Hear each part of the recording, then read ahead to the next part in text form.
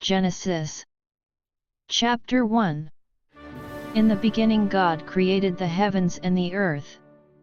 Now the earth was formless and empty, darkness was over the surface of the deep, and the Spirit of God was hovering over the waters. And God said, "Let there be light," and there was light.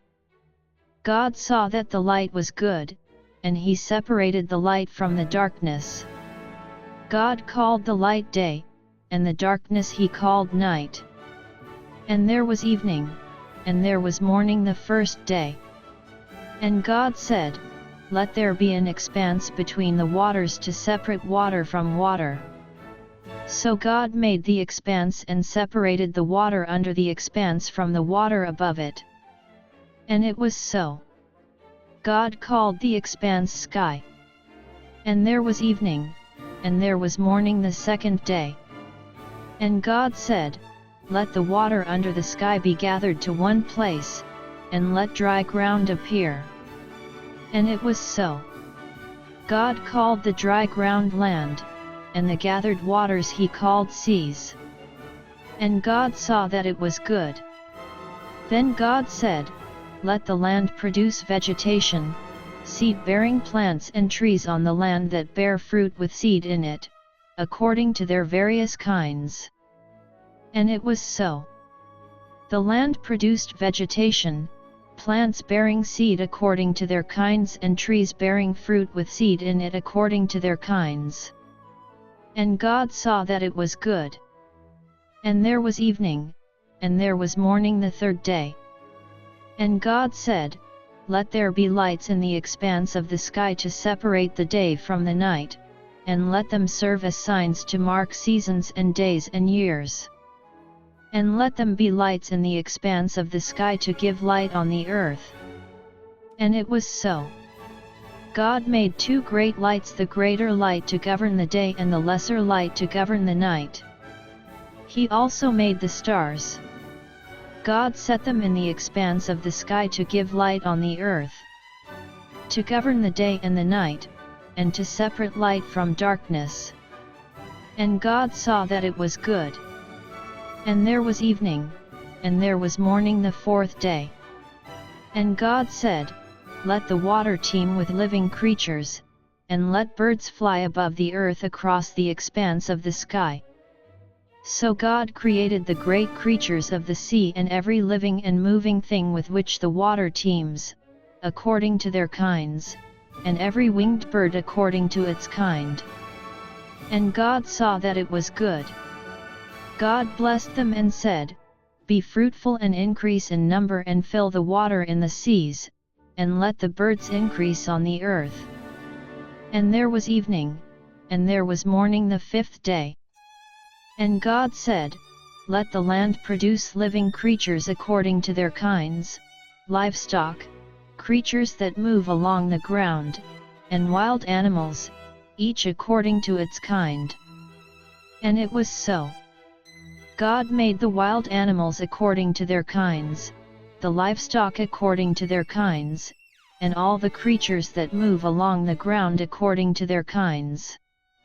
And God saw that it was good.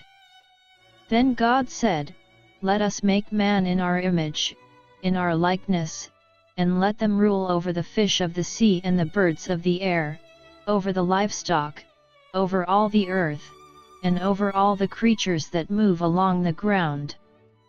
So God created man in His own image, in the image of God He created him, male and female He created them. God blessed them and said to them, "Be fruitful and increase in number, fill the earth and subdue it. Rule over the fish of the sea and the birds of the air and over every living creature that moves on the ground." Then God said, "I give you every seed-bearing plant on the face of the whole earth and every tree that has fruit with seed in it. They will be yours for food. And to all the beasts of the earth and all the birds of the air and all the creatures that move on the ground, everything that has the breath of life in it, I give every green plant for food." And it was so. God saw all that He had made, and it was very good. And there was evening, and there was morning the sixth day. Chapter 2. Thus the heavens and the earth were completed in all their vast array. By the seventh day God had finished the work he had been doing, so on the seventh day he rested from all his work. And God blessed the seventh day and made it holy, because on it he rested from all the work of creating that he had done. This is the account of the heavens and the earth when they were created. When the Lord God made the earth and the heavens. And no shrub of the field had yet appeared on the earth, and no plant of the field had yet sprung up, for the Lord God had not sent rain on the earth, and there was no man to work the ground. But streams came up from the earth and watered the whole surface of the ground. The Lord God formed the man from the dust of the ground and breathed into his nostrils the breath of life, and the man became a living being. Now the Lord God had planted a garden in the east, in Eden, and there he put the man he had formed. And the Lord God made all kinds of trees grow out of the ground, trees that were pleasing to the eye and good for food. In the middle of the garden were the tree of life and the tree of the knowledge of good and evil. A river watering the garden flowed from Eden. From there it was separated into 4 headwaters. The name of the first is the Pishon. It winds through the entire land of Havilah, where there is gold. The gold of that land is good, aromatic resin and onyx are also there. The name of the second river is the Gihon. It winds through the entire land of Cush. The name of the third river is the Tigris. It runs along the east side of Ashur. And the fourth river is the Euphrates. The Lord God took the man and put him in the Garden of Eden to work it and take care of it. And the Lord God commanded the man, "You are free to eat from any tree in the garden. But you must not eat from the tree of the knowledge of good and evil, for when you eat of it you will surely die." The Lord God said, "It is not good for the man to be alone. I will make a helper suitable for him." Now the Lord God had formed out of the ground all the beasts of the field and all the birds of the air. He brought them to the man to see what he would name them, and whatever the man called each living creature, that was its name. So the man gave names to all the livestock, the birds of the air and all the beasts of the field. But for Adam no suitable helper was found. So the Lord God caused the man to fall into a deep sleep, and while he was sleeping, he took one of the man's ribs and closed up the place with flesh. Then the Lord God made a woman from the rib he had taken out of the man, and he brought her to the man. The man said, "This is now bone of my bones and flesh of my flesh, she shall be called woman, for she was taken out of man. For this reason a man will leave his father and mother and be united to his wife, and they will become one flesh." The man and his wife were both naked, and they felt no shame. Chapter 13. Now the serpent was more crafty than any of the wild animals the Lord God had made. He said to the woman, "Did God really say, 'You must not eat from any tree in the garden'?" The woman said to the serpent, "We may eat fruit from the trees in the garden.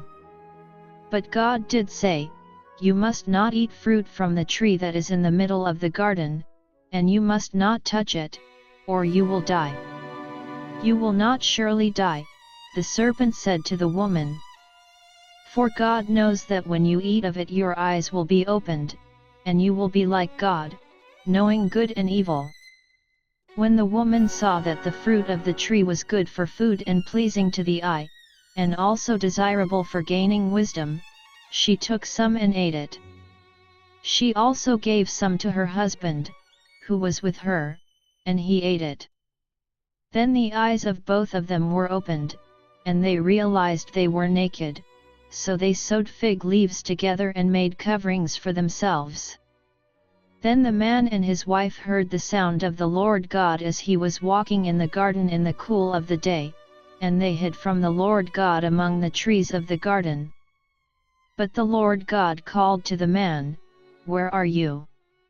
He answered, "I heard you in the garden, and I was afraid because I was naked, so I hid." And he said, "Who told you that you were naked? Have you eaten from the tree that I commanded you not to eat from?" The man said, "The woman you put here with me, she gave me some fruit from the tree, and I ate it." Then the Lord God said to the woman, "What is this you have done?" The woman said, "The serpent deceived me, and I ate." So the Lord God said to the serpent, "Because you have done this, cursed are you above all the livestock and all the wild animals. You will crawl on your belly and you will eat dust all the days of your life. And I will put enmity between you and the woman, and between your offspring and hers.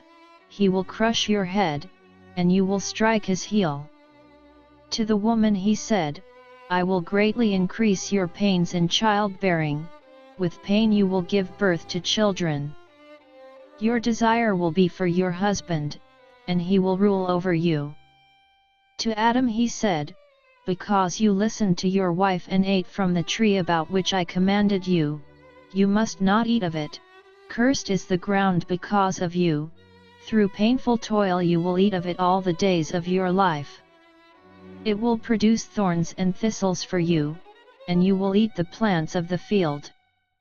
By the sweat of your brow you will eat your food until you return to the ground, since from it you were taken, for dust you are and to dust you will return." Adam named his wife Eve, because she would become the mother of all the living. The Lord God made garments of skin for Adam and his wife and clothed them. And the Lord God said, "The man has now become like one of us, knowing good and evil. He must not be allowed to reach out his hand and take also from the tree of life and eat, and live forever." So the Lord God banished him from the Garden of Eden to work the ground from which he had been taken. After he drove the man out, he placed on the east side of the Garden of Eden cherubim and a flaming sword flashing back and forth to guard the way to the tree of life. Chapter 4. Adam lay with his wife Eve, and she became pregnant and gave birth to Cain. She said, "With the help of the Lord I have brought forth a man." Later she gave birth to his brother Abel. Now Abel kept flocks, and Cain worked the soil. In the course of time Cain brought some of the fruits of the soil as an offering to the Lord. But Abel brought fat portions from some of the firstborn of his flock. The Lord looked with favor on Abel and his offering. But on Cain and his offering he did not look with favor. So Cain was very angry, and his face was downcast. Then the Lord said to Cain, "Why are you angry? Why is your face downcast? If you do what is right, will you not be accepted? But if you do not do what is right, sin is crouching at your door, it desires to have you, but you must master it." Now Cain said to his brother Abel, "Let's go out to the field." And while they were in the field, Cain attacked his brother Abel and killed him. Then the Lord said to Cain, "Where is your brother Abel?" "I don't know," he replied. "Am I my brother's keeper?" The Lord said, "What have you done? Listen. Your brother's blood cries out to me from the ground. Now you are under a curse and driven from the ground, which opened its mouth to receive your brother's blood from your hand. When you work the ground, it will no longer yield its crops for you. You will be a restless wanderer on the earth." Cain said to the Lord, "My punishment is more than I can bear. Today you are driving me from the land, and I will be hidden from your presence. I will be a restless wanderer on the earth, and whoever finds me will kill me." But the Lord said to him, "Not so, if anyone kills Cain, he will suffer vengeance 7 times over. Then the Lord put a mark on Cain so that no one who found him would kill him. So Cain went out from the Lord's presence and lived in the land of Nod, east of Eden. Cain lay with his wife, and she became pregnant and gave birth to Enoch. Cain was then building a city, and he named it after his son Enoch. To Enoch was born Irad, and Irad was the father of Mehujael, and Mehujael was the father of Methushael, and Methushael was the father of Lamech. Lamech married 2 women, one named Ada and the other Zillah. Ada gave birth to Jabal, he was the father of those who live in tents and raise livestock. His brother's name was Jubal, he was the father of all who play the harp and flute. Zillah also had a son, Tubal-Cain, who forged all kinds of tools out of bronze and iron. Tubal-Cain's sister was Naamah. Lamech said to his wives, Ada and Zillah, "Listen to me, wives of Lamech, hear my words. I have killed a man for wounding me, a young man for injuring me. If Cain is avenged 7 times, then Lamech 77 times." Adam lay with his wife again, and she gave birth to a son and named him Seth, saying, "God has granted me another child in place of Abel, since Cain killed him."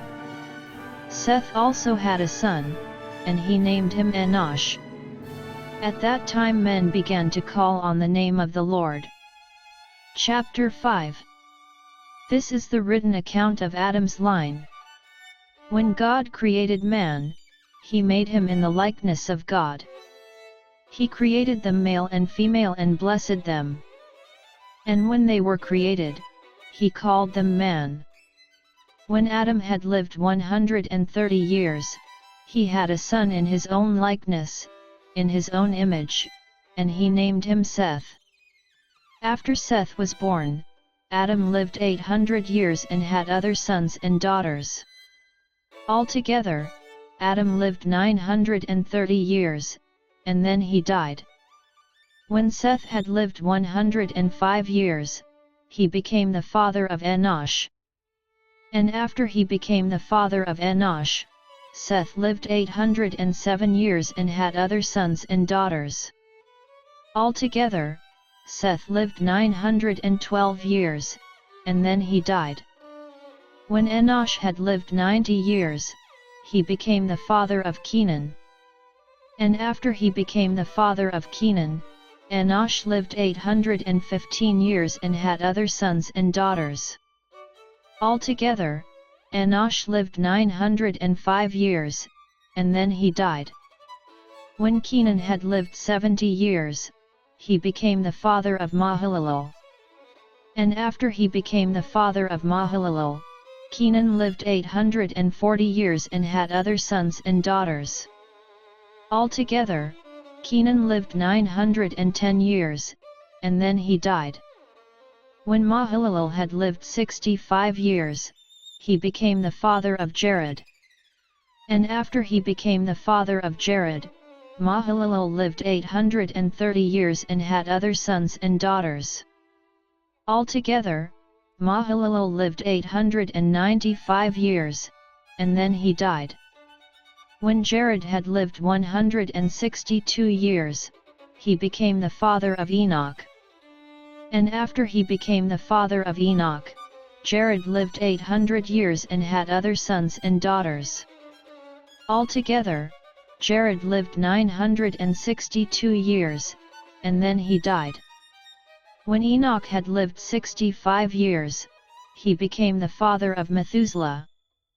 And after he became the father of Methuselah, Enoch walked with God 300 years and had other sons and daughters. Altogether, Enoch lived 365 years.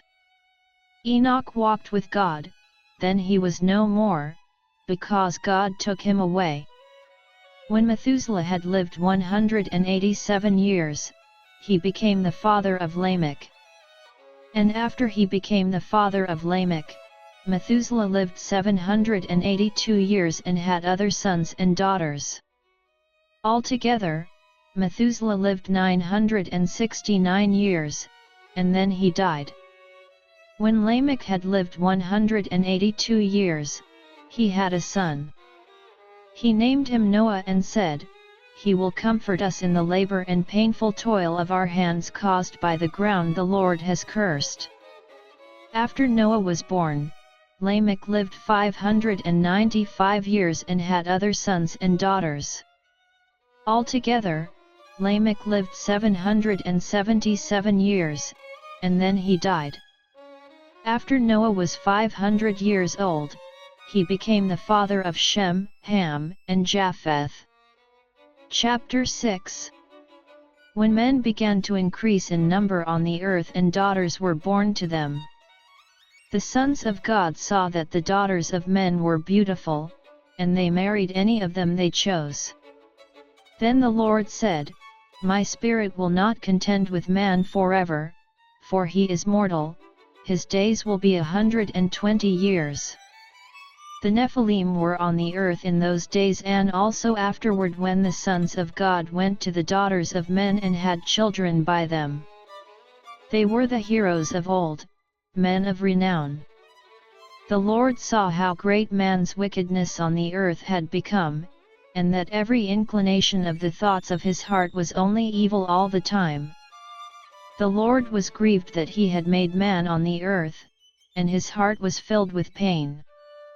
So the Lord said, I will wipe mankind, whom I have created, from the face of the earth, men and animals, and creatures that move along the ground, and birds of the air, for I am grieved that I have made them."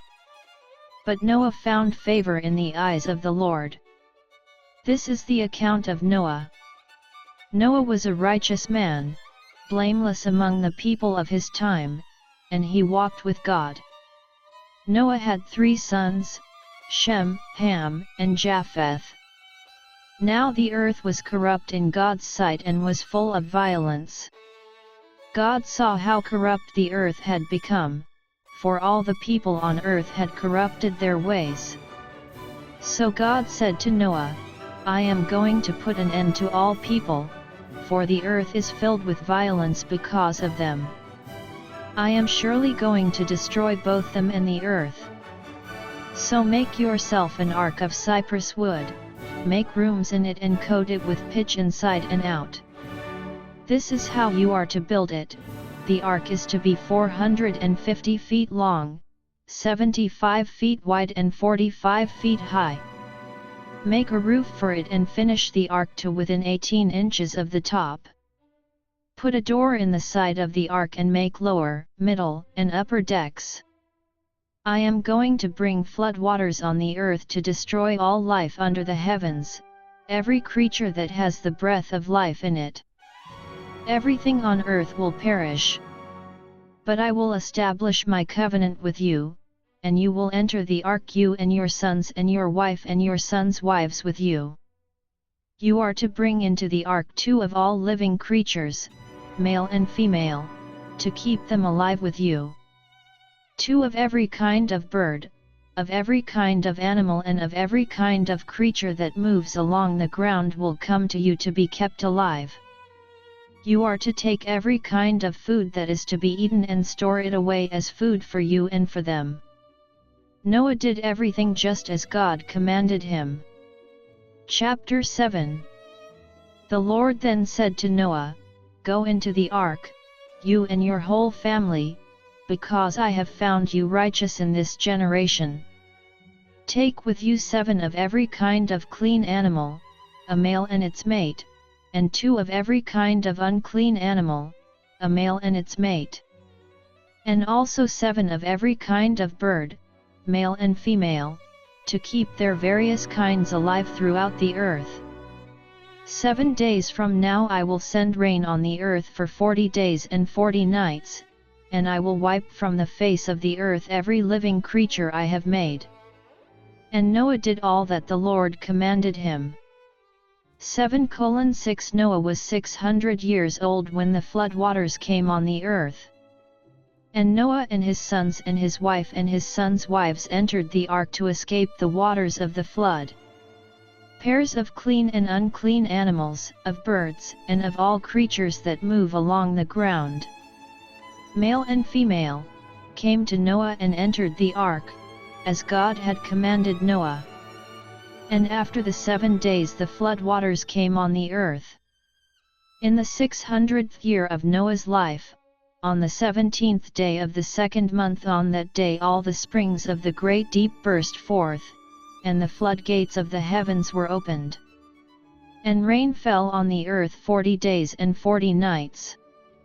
On that very day Noah and his sons, Shem, Ham, and Japheth, together with his wife and the wives of his 3 sons, entered the ark.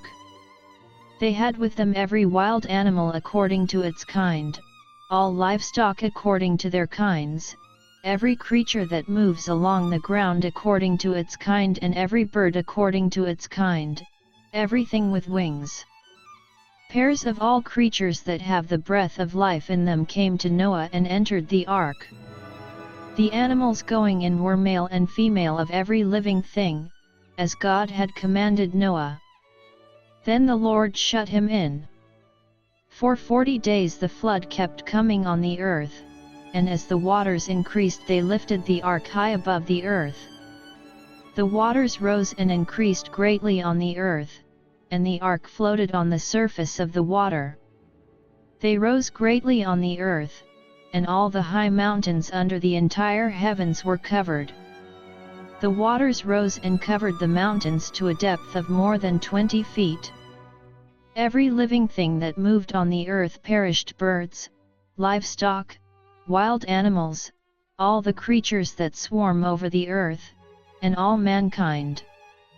Everything on dry land that had the breath of life in its nostrils died.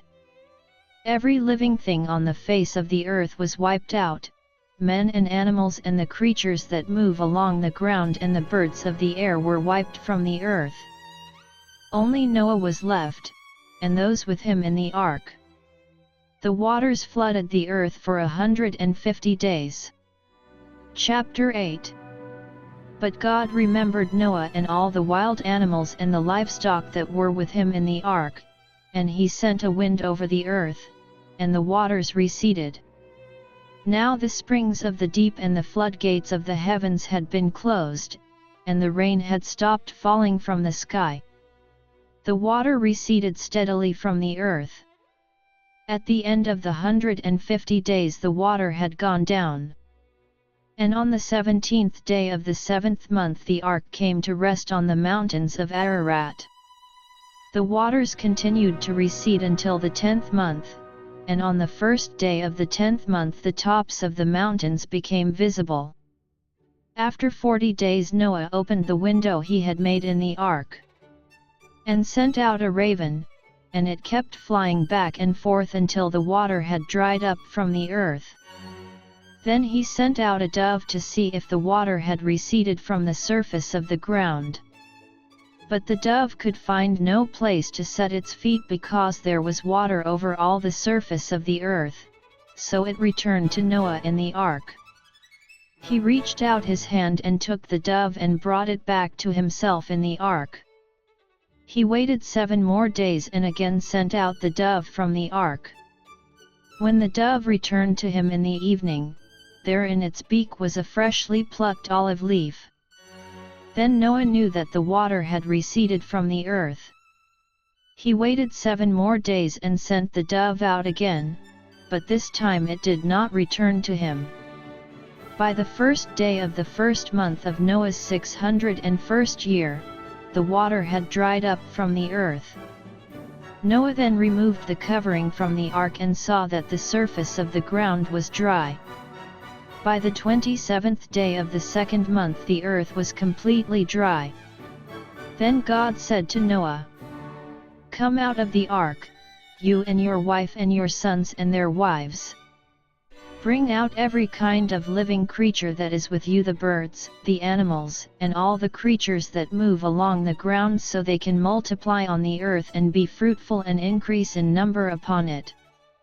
So Noah came out, together with his sons and his wife and his sons' wives. All the animals and all the creatures that move along the ground and all the birds, everything that moves on the earth came out of the ark, one kind after another.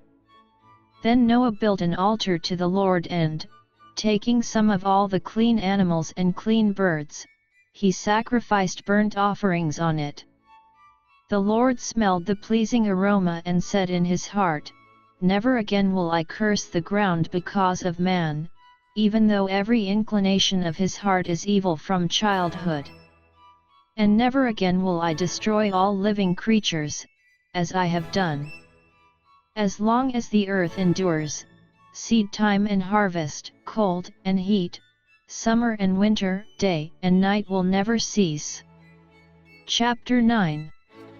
Then God blessed Noah and his sons, saying to them, "Be fruitful and increase in number and fill the earth.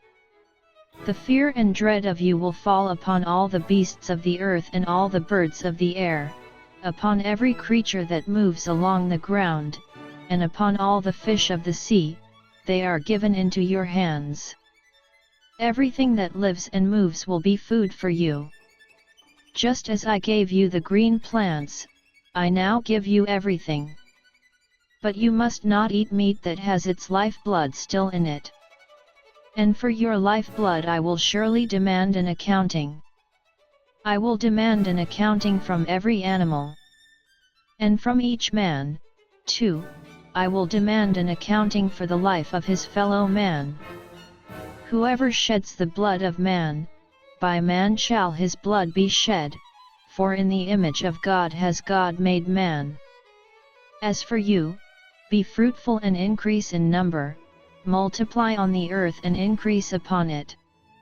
Then God said to Noah and to his sons with him, "I now establish my covenant with you and with your descendants after you, and with every living creature that was with you, the birds, the livestock, and all the wild animals, all those that came out of the ark with you, every living creature on earth.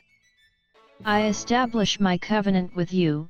Never again will all life be cut off by the waters of a flood, never again will there be a flood to destroy the earth." And God said, "This is the sign of the covenant I am making between me and you and every living creature with you, a covenant for all generations to come. I have set my rainbow in the clouds, and it will be the sign of the covenant between me and the earth.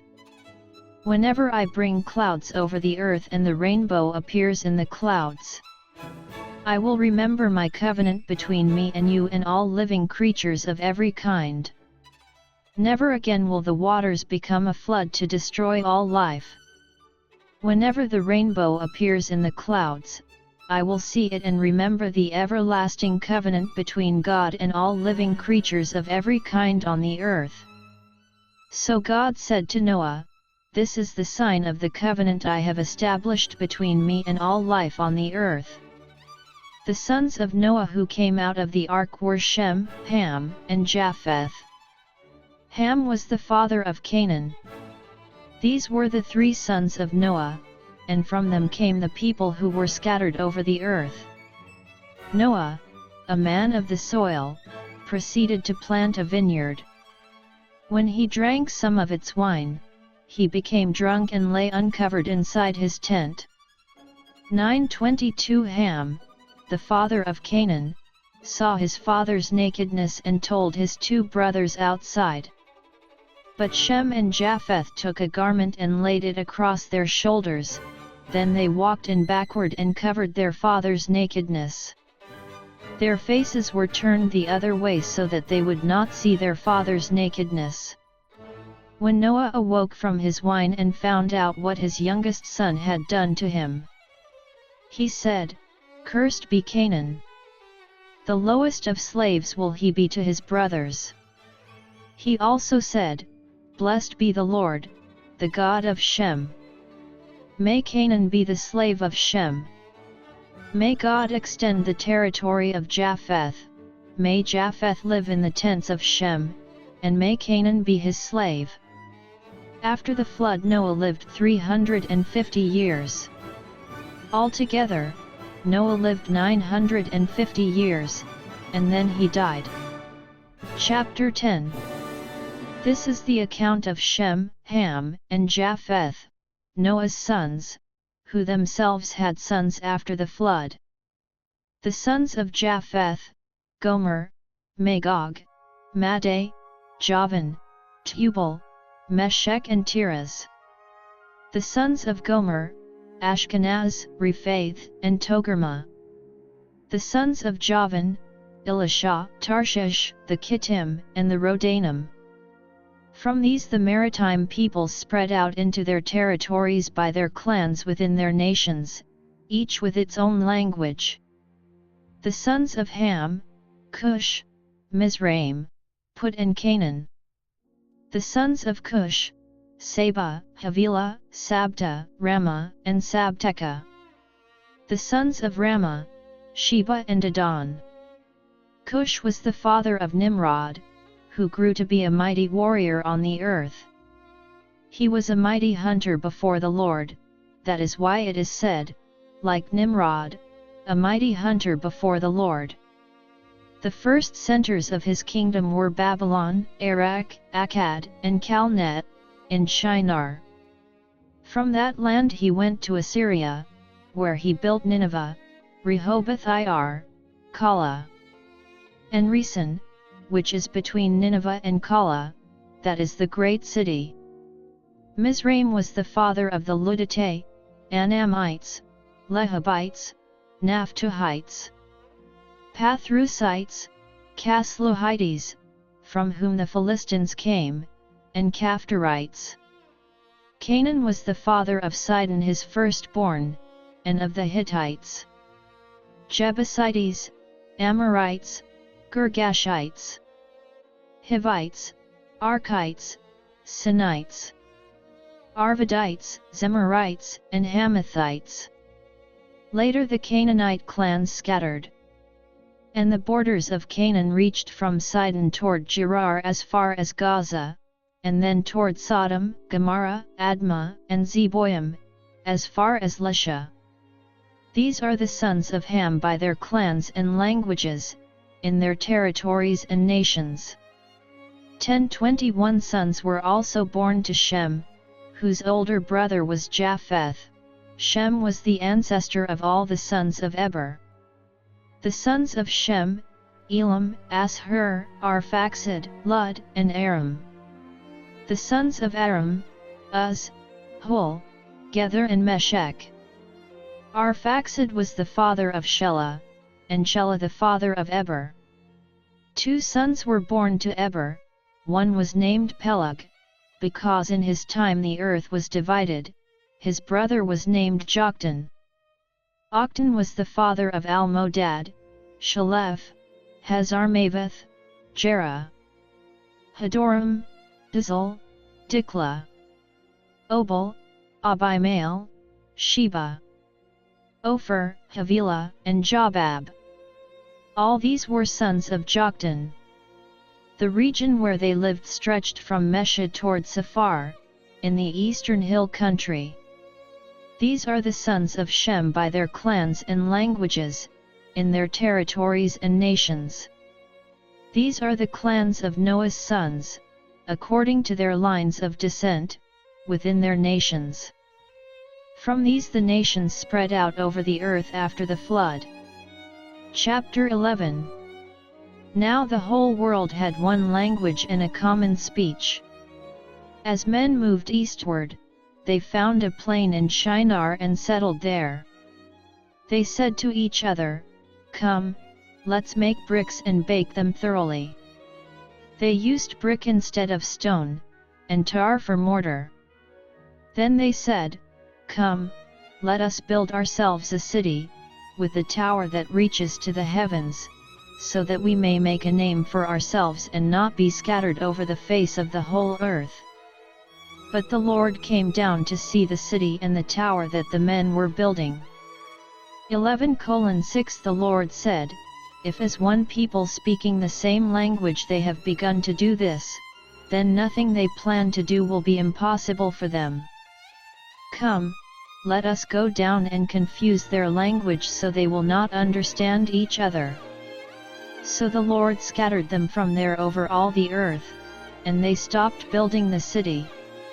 That is why it was called Babel, because there the Lord confused the language of the whole world. From there the Lord scattered them over the face of the whole earth. This is the account of Shem. 2 years after the flood, when Shem was 100 years old, he became the father of Arphaxad. And after he became the father of Arphaxad, Shem lived 500 years and had other sons and daughters. When Arphaxad had lived 35 years, he became the father of Shelah. And after he became the father of Shelah, Arphaxad lived 403 years and had other sons and daughters.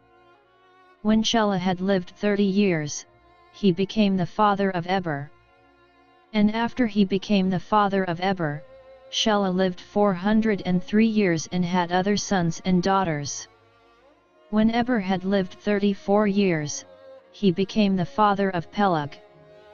And after he became the father of Peleg, Eber lived 430 years and had other sons and daughters. When Peleg had lived 30 years, he became the father of Reu. And after he became the father of Reu, Peleg lived 209 years and had other sons and daughters. When Reu had lived 32 years, he became the father of Serug. And after he became the father of Serug, Reu lived 207 years and had other sons and daughters. When Serug had lived 30 years, he became the father of Nahor. And after he became the father of Nahor, Serug lived 200 years and had other sons and daughters. When Nahor had lived 29 years, he became the father of Terah. And after he became the father of Terah, Nahor lived 119 years and had other sons and daughters. After Terah had lived 70 years, he became the father of Abram, Nahor, and Haran. This is the account of Terah. Terah became the father of Abram, Nahor, and Haran. And Haran became the father of Lot. While his father Terah was still alive, Haran died in Ur of the Chaldeans, in the land of his birth. Abram and Nahor both married. The name of Abram's wife was Sarai, and the name of Nahor's wife was Milcah. She was the daughter of Haran, the father of both Milcah and Iscah. Now Sarai was barren, she had no children. Terah took his son Abram, his grandson Lot son of Haran, and his daughter-in-law Sarai, the wife of his son Abram, and together they set out from Ur of the Chaldeans to go to Canaan. But when they came to Haran, they settled there. Terah lived 205 years, and he died in Haran. Chapter 12. The Lord had said to Abram, "Leave your country, your people, and your father's household and go to the land I will show you. I will make you into a great nation and I will bless you, I will make your name great, and you will be a blessing. I will bless those who bless you, and whoever curses you I will curse, and all peoples on earth will be blessed through you." So Abram left, as the Lord had told him, and Lot went with him. Abram was 75 years old when he set out from Haran. He took his wife Sarai, his nephew Lot, all the possessions they had accumulated and the people they had acquired in Haran, and they set out for the land of Canaan, and they arrived there. Abram traveled through the land as far as the site of the great tree of Moreh at Shechem. At that time the Canaanites were in the land. The Lord appeared to Abram and said, "To your offspring I will give this land." So he built an altar there to the Lord, who had appeared to him. From there he went on toward the hills east of Bethel and pitched his tent, with Bethel on the west and Ai on the east. There he built an altar to the Lord and called on the name of the Lord. Then Abram set out and continued toward the Negev. Now there was a famine in the land, and Abram went down to Egypt to live there for a while because the famine was severe. As he was about to enter Egypt, he said to his wife Sarai, "I know what a beautiful woman you. When the Egyptians see you, they will say, 'This is his wife.' Then they will kill me but will let you live. Say you are my sister, so that I will be treated well for your sake and my life will be spared because of you." When Abram came to Egypt, the Egyptians saw that she was a very beautiful woman. And when Pharaoh's officials saw her, they praised her to Pharaoh, and she was taken into his palace. He treated Abram well for her sake, and Abram acquired sheep and cattle, male and female donkeys, men servants and maidservants, and camels. But the Lord inflicted serious diseases on Pharaoh and his household because of Abram's wife. So Pharaoh summoned Abram. "What have you done to me?" he said. "Why didn't you tell me she was your wife? Why did you say, 'She is my sister,' so that I took her to be my wife? Now then, here is your wife. Take her and go." Then Pharaoh gave orders about Abram to his men, and they sent him on his way, with his wife and everything he had. Chapter 13. So Abram went up from Egypt to the Negev, with his wife and everything he had, and Lot went with him. Abram had become very wealthy in livestock and in silver and gold. From the Negev he went from place to place until he came to Bethel, to the place between Bethel and Ai where his tent had been earlier, and where he had first built an altar. There Abram called on the name of the Lord. Now Lot, who was moving about with Abram, also had flocks and herds and tents. But the land could not support them while they stayed together, for their possessions were so great that they were not able to stay together. And quarreling arose between Abram's herdsmen and the herdsmen of Lot. The Canaanites and Perizzites were also living in the land at that time. So Abram said to Lot, "Let's not have any quarreling between you and me, or between your herdsmen and mine, for we are brothers. Is not the whole land before you? Let's part company.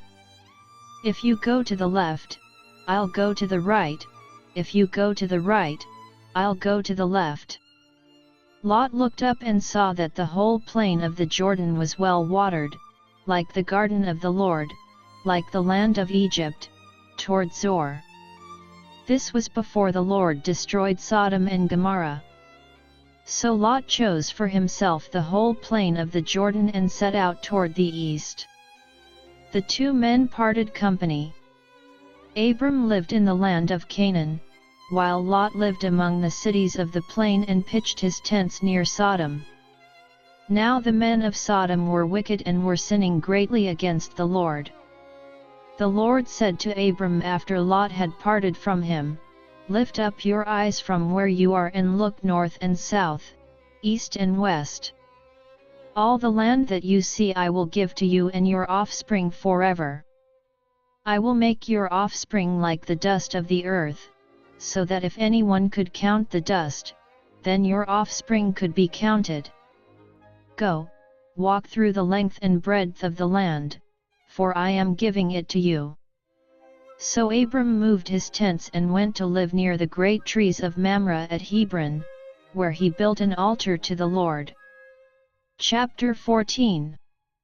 At this time Amraphel king of Shinar, Arioch king of Elasa, Kedorlaomer king of Elam and Tidal king of Goyim, went to war against Bera king of Sodom, Beershah king of Gomorrah, Shinab king of Admah, Shemeber king of Zeboim, and the king of Bela, that is, Zor. All these latter kings joined forces in the valley of Siddim, the Salt Sea. For 12 years they had been subject to Kedorlaomer, but in the 13th year they rebelled. In the 14th year, Kedorlaomer and the kings allied with him went out and defeated the Rephates in Ashtaroth Karnaim, the Zuzites in Ham, the Emites in Shaveh Kiriathaim, and the Horites in the hill country of Seir, as far as El Paran near the desert. Then they turned back and went to En Mishpat, that is, Kadesh, and they conquered the whole territory of the Amalekites, as well as the Amorites who were living in Hazazon Tamar.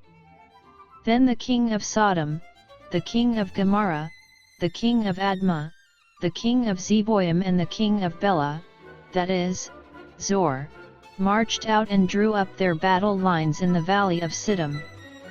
Against Kedorlaomer king of Elam, Tidal king of Goyim, Amraphel king of Shinar and Arioch king of Elasah, 4 kings against 5. Now the valley of Siddim was full of tar pits, and when the kings of Sodom and Gomorrah fled, some of the men fell into them and the rest fled to the hills. The 4 kings seized all the goods of Sodom and Gomorrah and all their food, then they went away. They also carried off Abram's nephew Lot and his possessions, since he was living in Sodom. One who had escaped came and reported this to Abram the Hebrew. Now Abram was living near the great trees of Mamre the Amorite, a brother of Eshcol and Aner, all of whom were allied with Abram. When Abram heard that his relative had been taken captive, he called out the 318 trained men born in his household and went in pursuit as far as Dan. During the night Abram divided his men to attack them and he routed them, pursuing them as far as Hobah, north of Damascus. He recovered all the goods and brought back his relative Lot and his possessions, together with the women and the other people. After Abram returned from defeating Kedorlaomer and the kings allied with him, the king of Sodom came out to meet him in the valley of Shaveh, that is, the king's valley. Then Melchizedek king of Salem brought out bread and wine. He was priest of God Most High. And he blessed Abram, saying, Blessed be Abram by God Most High, Creator of heaven and earth. And blessed be God Most High, who delivered your enemies into your hand. Then Abram gave him 1/10 of everything. The king of Sodom said to Abram, Give me the people and keep the goods for yourself. But Abram said to the king of Sodom, I have raised my hand to the Lord, God Most High, Creator of heaven and earth, and have taken an oath, that I will accept nothing belonging to you, not even a thread or the thong of a sandal, so that you will never be able to say, I made Abram rich. I will accept nothing but what my men have eaten and the share that belongs to the men who went with me to Aner, Eshcol, and Mamre. Let them have their share. Chapter 15. After this, the word of the Lord came to Abram in a vision, Do not be afraid, Abram. I am your shield, your very great reward. But Abram said, O sovereign Lord, what can you give me since I remain childless and the one who will inherit my estate is Eliezer of Damascus? And Abram said, You have given me no children, so a servant in my household will be my heir. Then the word of the Lord came to him, This man will not be your heir, but a son coming from your own body will be your heir. He took him outside and said, Look up at the heavens and count the stars if indeed you can count them. Then he said to him, So shall your offspring be. Abram believed the Lord, and he credited it to him as righteousness. He also said to him, I am the Lord, who brought you out of Ur of the Chaldeans to give you this land to take possession of it. But Abram said, O sovereign Lord, how can I know that I will gain possession of it? So the Lord said to him, Bring me a heifer, a goat, and a ram, each 3 years old, along with a dove and a young pigeon. Abram brought all these to him, cut them in two and arranged the halves opposite each other. The birds, however, he did not cut in half. Then birds of prey came down on the carcasses, but Abram drove them away. As the sun was setting, Abram fell into a deep sleep, and a thick and dreadful darkness came over him. Then the Lord said to him, "Know for certain that your descendants will be strangers in a country not their own, and they will be enslaved and mistreated 400 years. But I will punish the nation they serve as slaves, and afterward they will come out with great possessions. You, however, will go to your fathers in peace and be buried at a good old age. In the fourth generation your descendants will come back here, for the sin of the Amorites has not yet reached its full measure." When the sun had set and darkness had fallen, a smoking fire pot with a blazing torch appeared and passed between the pieces. On that day the Lord made a covenant with Abram and said, "To your descendants I give this land, from the river of Egypt to the great river, the Euphrates. The land of the Kenites, Kenizzites, Cadmonites, Hittites, Perizzites, Rephaites, Amorites, Canaanites, Girgashites, and Jebusites." Chapter 16. Now Sarai, Abram's wife, had borne him no children. But she had an Egyptian maidservant named Hagar. So she said to Abram, "The Lord has kept me from having children. Go, sleep with my maidservant, perhaps I can build a family through her." Abram agreed to what Sarai said. So after Abram had been living in Canaan 10 years, Sarai his wife took her Egyptian maidservant Hagar and gave her to her husband to be his wife. He slept with Hagar, and she conceived. When she knew she was pregnant, she began to despise her mistress. Then Sarai said to Abram, "You are responsible for the wrong I am suffering. I put my servant in your arms, and now that she knows she is pregnant, she despises me. May the Lord judge between you and me." "Your servant is in your hands," Abram said. "Do with her whatever you think best." Then Sarai mistreated Hagar, so she fled from her. The angel of the Lord found Hagar near a spring in the desert. It was the spring that is beside the road to Shur. And he said, "Hagar, servant of Sarai, where have you come from, and where are you going?" "I'm running away from my mistress Sarai," she answered. Then the angel of the Lord told her, "Go back to your mistress and submit to her." The angel added, "I will so increase your descendants that they will be too numerous to count." The angel of the Lord also said to her, "You are now with child and you will have a son. You shall name him Ishmael, for the Lord has heard of your misery. He will be a wild donkey of a man, his hand will be against everyone and everyone's hand against him, and he will live in hostility toward all his brothers." She gave this name to the Lord who spoke to her, "You are the God who sees me," for she said, "I have now seen the one who sees me." That is why the well was called Bir Lahai Roi, it is still there, between Kadesh and Bered. So Hagar bore Abram a son, and Abram gave the name Ishmael to the son she had born. Abram was 86 years old when Hagar bore him Ishmael. Chapter 17. When Abram was 99 years old, the Lord appeared to him and said, "I am God Almighty, walk before me and be blameless. I will confirm my covenant between me and you and will greatly increase your numbers." Abram fell face down, and God said to him, "As for me, this is my covenant with you, you will be the father of many nations. No longer will you be called Abram, your name will be Abraham, for I have made you a father of many nations. I will make you very fruitful, I will make nations of you, and kings will come from you. I will establish my covenant as an everlasting covenant between me and you and your descendants after you for the generations to come, to be your God and the God of your descendants after you. The whole land of Canaan, where you are now an alien, I will give as an everlasting possession to you and your descendants after you, and I will be their God. Then God said to Abraham, As for you, you must keep my covenant, you and your descendants after you for the generations to come.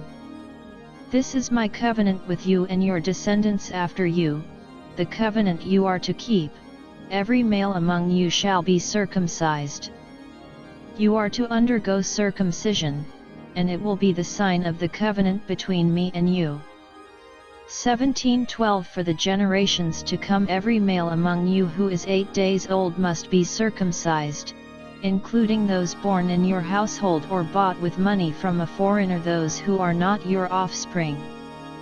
Whether born in your household or bought with your money, they must be circumcised. My covenant in your flesh is to be an everlasting covenant. Any uncircumcised male, who has not been circumcised in the flesh, will be cut off from his people, he has broken my covenant. God also said to Abraham, As for Sarai your wife, you are no longer to call her Sarai, her name will be Sarah. I will bless her and will surely give you a son by her. I will bless her so that she will be the mother of nations, kings of peoples will come from her. Abraham fell face down, he laughed and said to himself, Will a son be born to a man 100 years old? Will Sarah bear a child at the age of 90? And Abraham said to God, If only Ishmael might live under your blessing.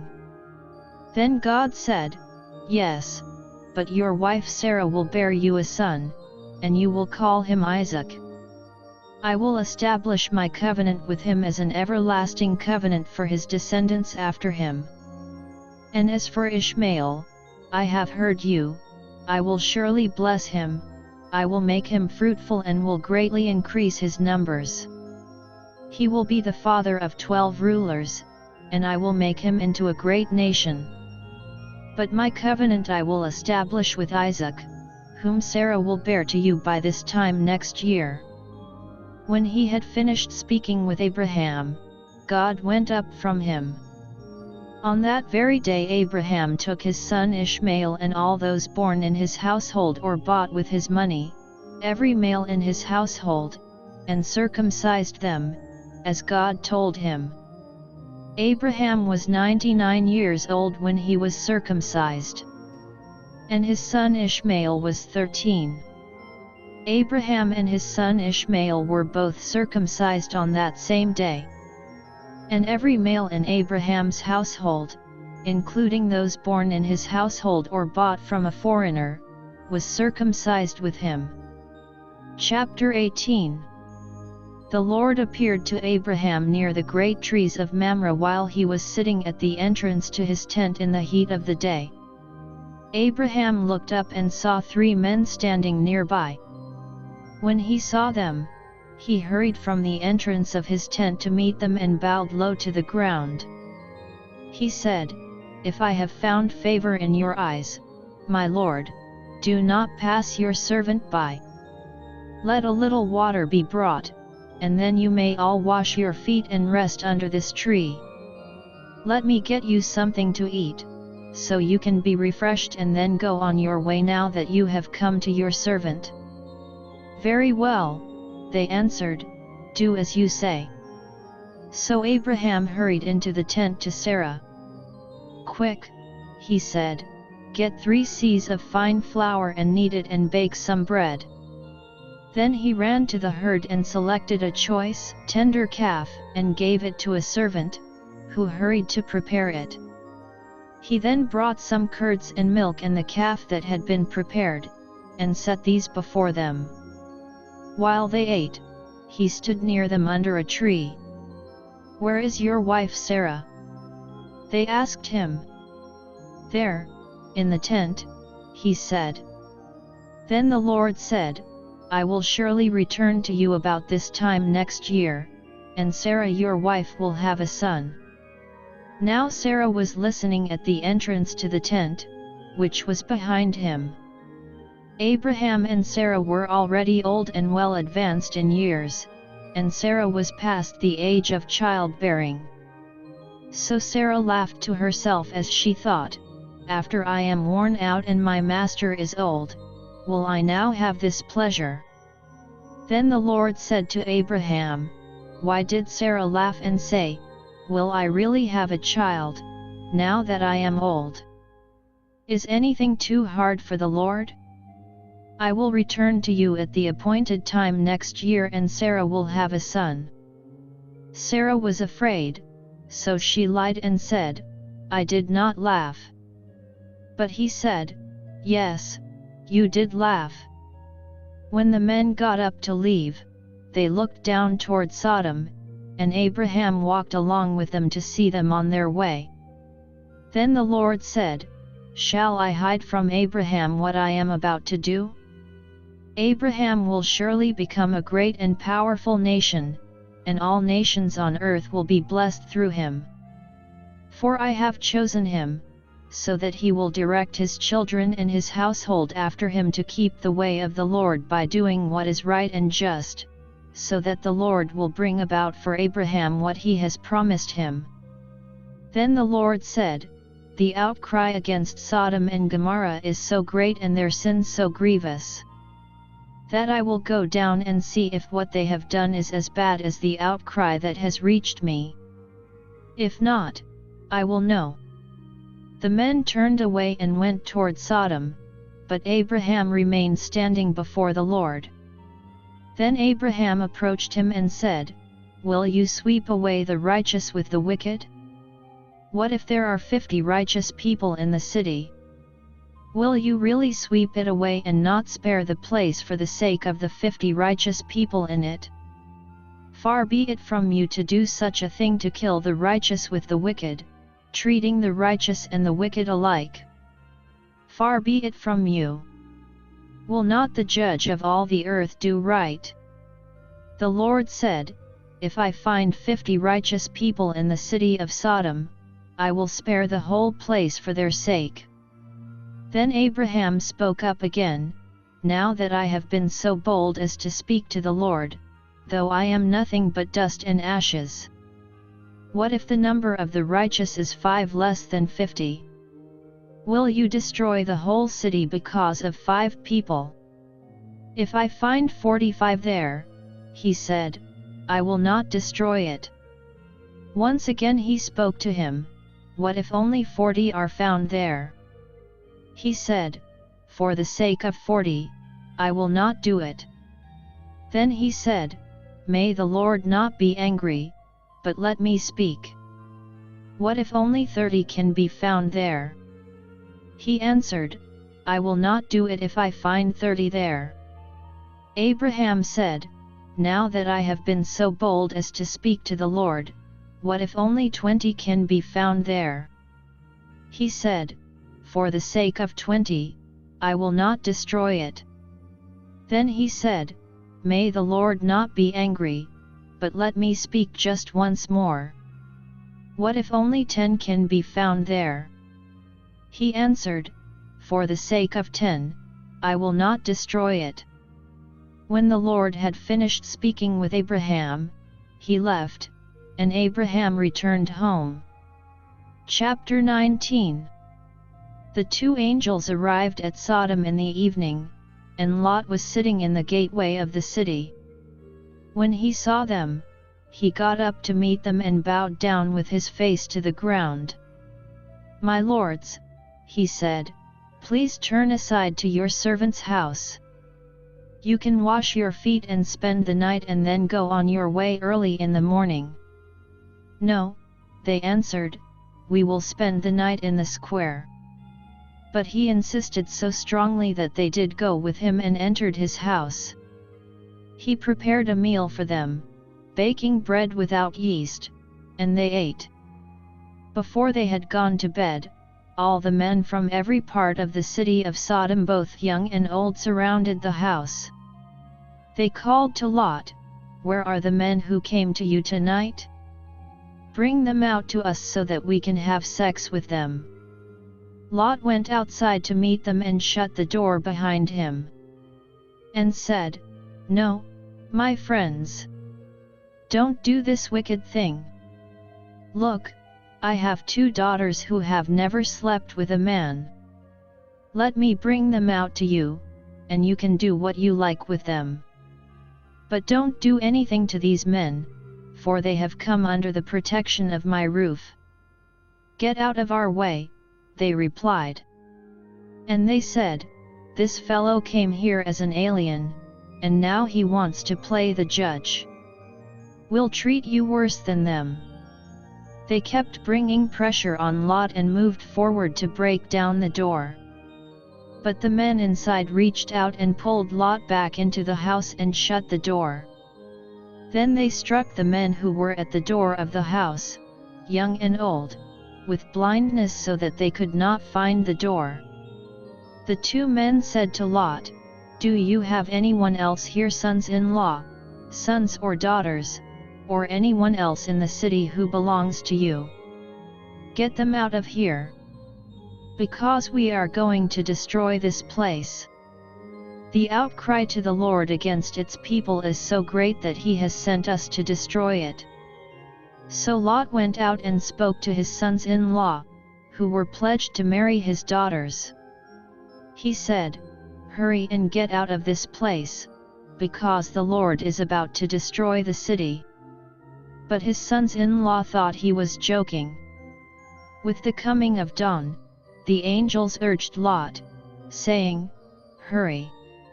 Take your wife and your 2 daughters who are here, or you will be swept away when the city is punished." When he hesitated, the men grasped his hand and the hands of his wife and of his 2 daughters and led them safely out of the city, for the Lord was merciful to them. As soon as they had brought them out, one of them said, "Flee for your lives. Don't look back, and don't stop anywhere in the plain. Flee to the mountains or you will be swept away." But Lot said to them, "No, my lords, please. Your servant has found favor in your eyes, and you have shown great kindness to me in sparing my life. But I can't flee to the mountains, this disaster will overtake me, and I'll die. Look, here is a town near enough to run to, and it is small. Let me flee to it, it is very small, isn't it? Then my life will be spared." He said to him, "Very well, I will grant this request too, I will not overthrow the town you speak of. But flee there quickly, because I cannot do anything until you reach it." That is why the town was called Zor. By the time Lot reached Zor, the sun had risen over the land. Then the Lord rained down burning sulfur on Sodom and Gomorrah from the Lord out of the heavens. Thus he overthrew those cities and the entire plain, including all those living in the cities and also the vegetation in the land. But Lot's wife looked back, and she became a pillar of salt. Early the next morning Abraham got up and returned to the place where he had stood before the Lord. He looked down toward Sodom and Gomorrah, toward all the land of the plain, and he saw dense smoke rising from the land, like smoke from a furnace. So when God destroyed the cities of the plain, he remembered Abraham, and he brought Lot out of the catastrophe that overthrew the cities where Lot had lived. Lot and his 2 daughters left Zor and settled in the mountains, for he was afraid to stay in Zor. He and his 2 daughters lived in a cave. One day the older daughter said to the younger, "Our father is old, and there is no man around here to lie with us, as is the custom all over the earth. Let's get our father to drink wine and then lie with him and preserve our family line through our father." That night they got their father to drink wine, and the older daughter went in and lay with him. He was not aware of it when she lay down or when she got up. The next day the older daughter said to the younger, "Last night I lay with my father. Let's get him to drink wine again tonight, and you go in and lie with him so we can preserve our family line through our father." So they got their father to drink wine that night also, and the younger daughter went and lay with him. Again he was not aware of it when she lay down or when she got up. So both of Lot's daughters became pregnant by their father. The older daughter had a son, and she named him Moab. He is the father of the Moabites of today. The younger daughter also had a son, and she named him Ben-Ammi. He is the father of the Ammonites of today. Chapter 20. Now Abraham moved on from there into the region of the Negev and lived between Kadesh and Shur. For a while he stayed in Gerar. And there Abraham said of his wife Sarah, "She is my sister." Then Abimelech king of Gerar sent for Sarah and took her. But God came to Abimelech in a dream one night and said to him, "You are as good as dead because of the woman you have taken, she is a married woman." Now Abimelech had not gone near her, so he said, "Lord, will you destroy an innocent nation? Did he not say to me, 'She is my sister,' and didn't she also say, 'He is my brother'? I have done this with a clear conscience and clean hands." Then God said to him in the dream, "Yes, I know you did this with a clear conscience, and so I have kept you from sinning against me. That is why I did not let you touch her. Now return the man's wife, for he is a prophet, and he will pray for you and you will live. But if you do not return her, you may be sure that you and all yours will die." Early the next morning Abimelech summoned all his officials, and when he told them all that had happened, they were very much afraid. Then Abimelech called Abraham in and said, "What have you done to us? How have I wronged you that you have brought such great guilt upon me and my kingdom? You have done things to me that should not be done." And Abimelech asked Abraham, "What was your reason for doing this?" Abraham replied, "I said to myself, 'There is surely no fear of God in this place, and they will kill me because of my wife. Besides, she really is my sister, the daughter of my father though not of my mother, and she became my wife. And when God had me wander from my father's household, I said to her, This is how you can show your love to me, everywhere we go, say of me, he is my brother.'" Then Abimelech brought sheep and cattle and male and female slaves and gave them to Abraham, and he returned Sarah his wife to him. And Abimelech said, "My land is before you, live wherever you like." To Sarah he said, "I am giving your brother 1,000 shekels of silver. This is to cover the offense against you before all who are with you, you are completely vindicated."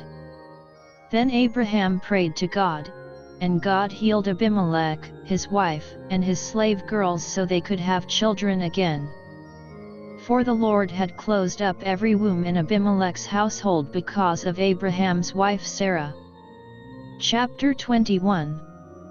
Now the Lord was gracious to Sarah as he had said, and the Lord did for Sarah what he had promised.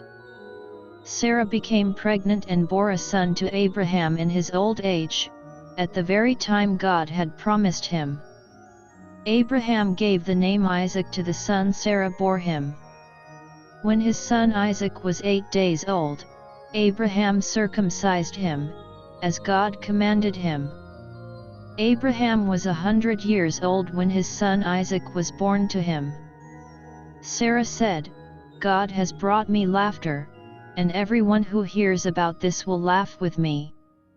And she added, "Who would have said to Abraham that Sarah would nurse children? Yet I have borne him a son in his old age." The child grew and was weaned, and on the day Isaac was weaned Abraham held a great feast.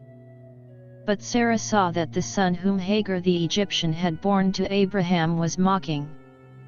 And she said to Abraham, "Get rid of that slave woman and her son, for that slave woman's son will never share in the inheritance with my son Isaac." The matter distressed Abraham greatly because it concerned his son. But God said to him, "Do not be so distressed about the boy and your maidservant. Listen to whatever Sarah tells you, because it is through Isaac that your offspring will be reckoned. I will make the son of the maidservant into a nation also, because he is your offspring." Early the next morning Abraham took some food and a skin of water and gave them to Hagar. He set them on her shoulders and then sent her off with the boy. She went on her way and wandered in the desert of Beersheba. When the water in the skin was gone, she put the boy under one of the bushes. Then she went off and sat down nearby, about a bowshot away, for she thought, "I cannot watch the boy die." And as she sat there nearby, she began to sob. God heard the boy crying, and the angel of God called to Hagar from heaven and said to her, "What is the matter, Hagar? Do not be afraid, God has heard the boy crying as he lies there. Lift the boy up and take him by the hand, for I will make him into a great nation." Then God opened her eyes and she saw a well of water. So she went and filled the skin with water and gave the boy a drink. God was with the boy as he grew up. He lived in the desert and became an archer. While he was living in the desert of Paran, his mother got a wife for him from Egypt. At that time Abimelech and Phicol the commander of his forces said to Abraham, "God is with you in everything you do. Now swear to me here before God that you will not deal falsely with me or my children or my descendants. Show to me in the country where you are living as an alien the same kindness I have shown to you." Abraham said, "I swear it." Then Abraham complained to Abimelech about a well of water that Abimelech's servants had seized. But Abimelech said, "I don't know who has done this. You did not tell me, and I heard about it only today." So Abraham brought sheep and cattle and gave them to Abimelech, and the two men made a treaty. Abraham set apart 7 ewe lambs from the flock. And Abimelech asked Abraham, "What is the meaning of these 7 ewe lambs you have set apart by themselves?" He replied, "Accept these 7 lambs from my hand as a witness that I dug this well." So that place was called Beersheba, because the two men swore an oath there. After the treaty had been made at Beersheba, Abimelech and Phicol the commander of his forces returned to the land of the Philistines. Abraham planted a tamarisk tree in Beersheba, and there he called upon the name of the Lord, the eternal God. And Abraham stayed in the land of the Philistines for a long time. Chapter 22. Some time later God tested Abraham. He said to him, "Abraham." "Here I am," he replied. Then God said, "Take your son, your only son, Isaac, whom you love, and go to the region of Moriah. Sacrifice him there as a burnt offering on one of the mountains I will tell you about." Early the next morning Abraham got up and saddled his donkey. He took with him 2 of his servants and his son Isaac. When he had cut enough wood for the burnt offering, he set out for the place God had told him about. On the 3rd day Abraham looked up and saw the place in the distance.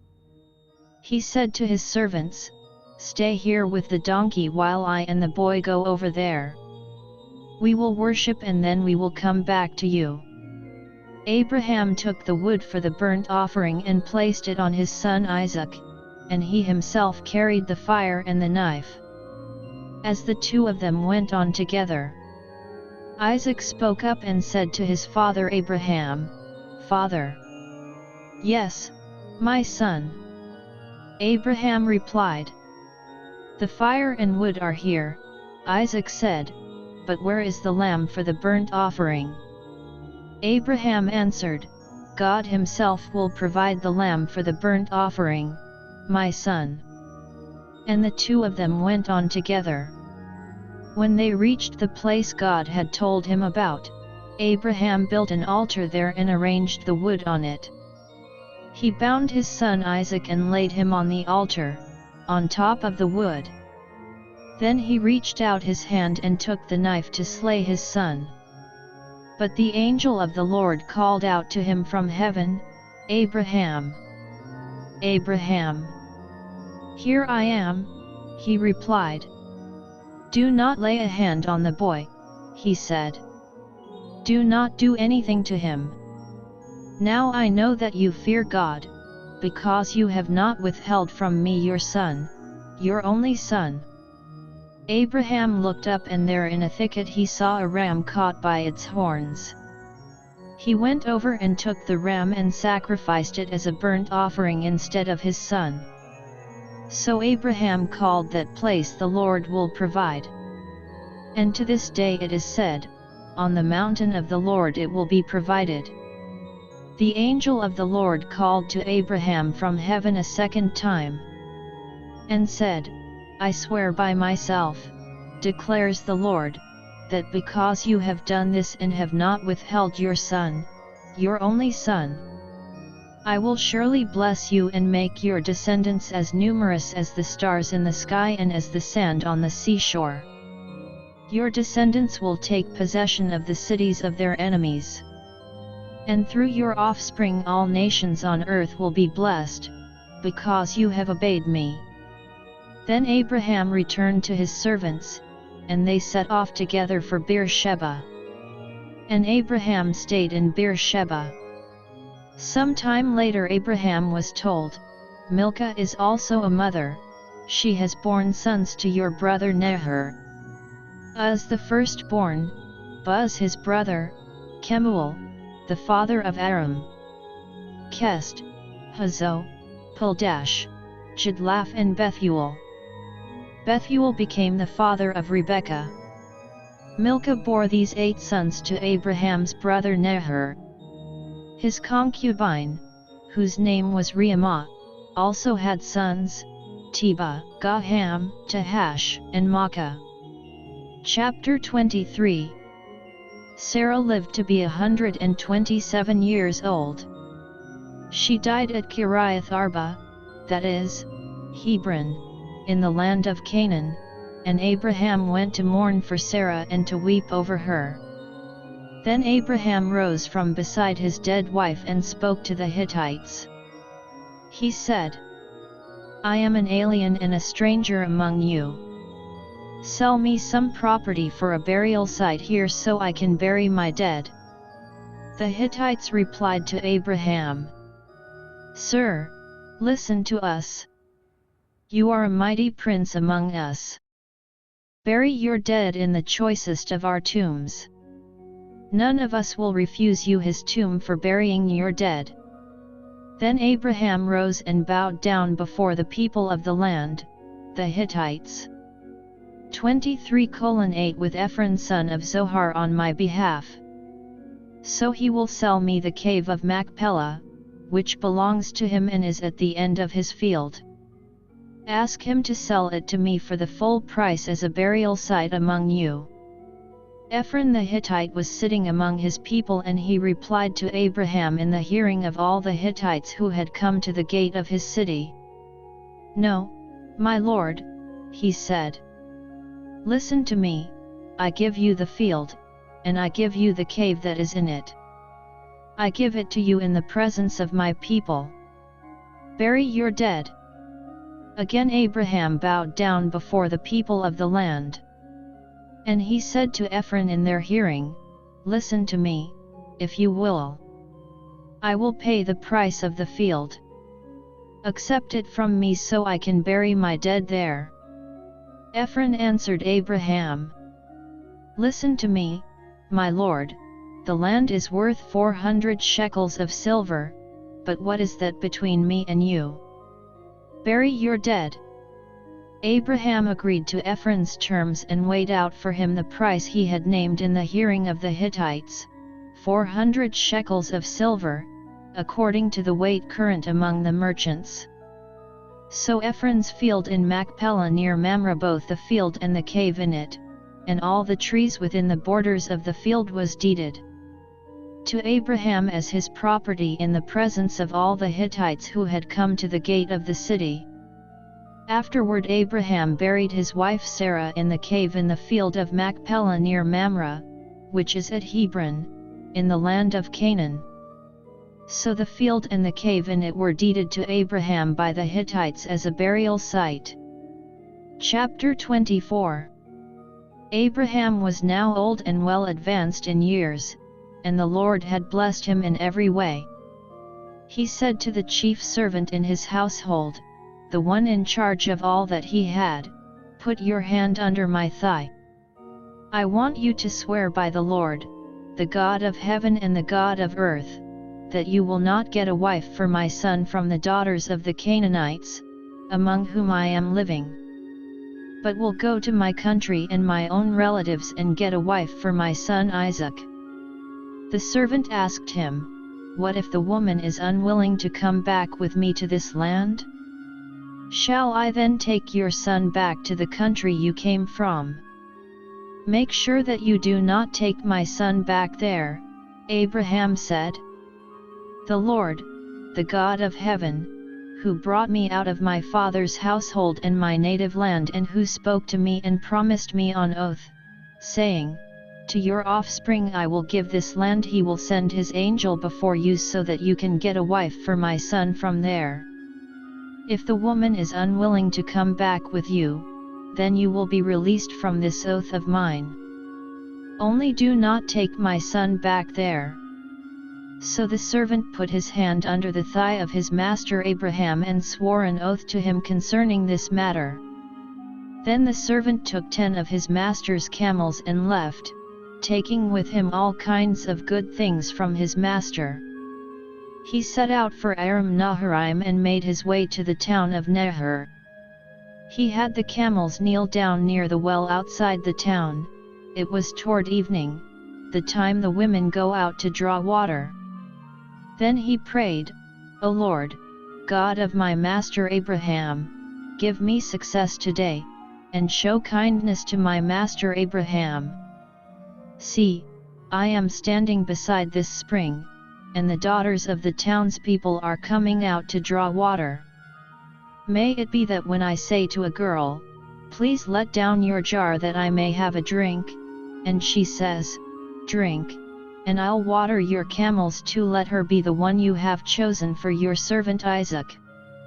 By this I will know that you have shown kindness to my master." Before he had finished praying, Rebekah came out with her jar on her shoulder. She was the daughter of Bethuel son of Milcah, who was the wife of Abraham's brother Nahor.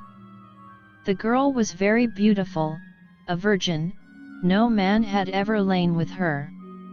She went down to the spring, filled her jar and came up again. The servant hurried to meet her and said, "Please give me a little water from your jar." "Drink, my lord," she said, and quickly lowered the jar to her hands and gave him a drink. After she had given him a drink, she said, "I'll draw water for your camels too, until they have finished drinking." So she quickly emptied her jar into the trough, ran back to the well to draw more water, and drew enough for all his camels. Without saying a word, the man watched her closely to learn whether or not the Lord had made his journey successful. When the camels had finished drinking, the man took out a gold nose ring weighing a beka and 2 gold bracelets weighing 10 shekels.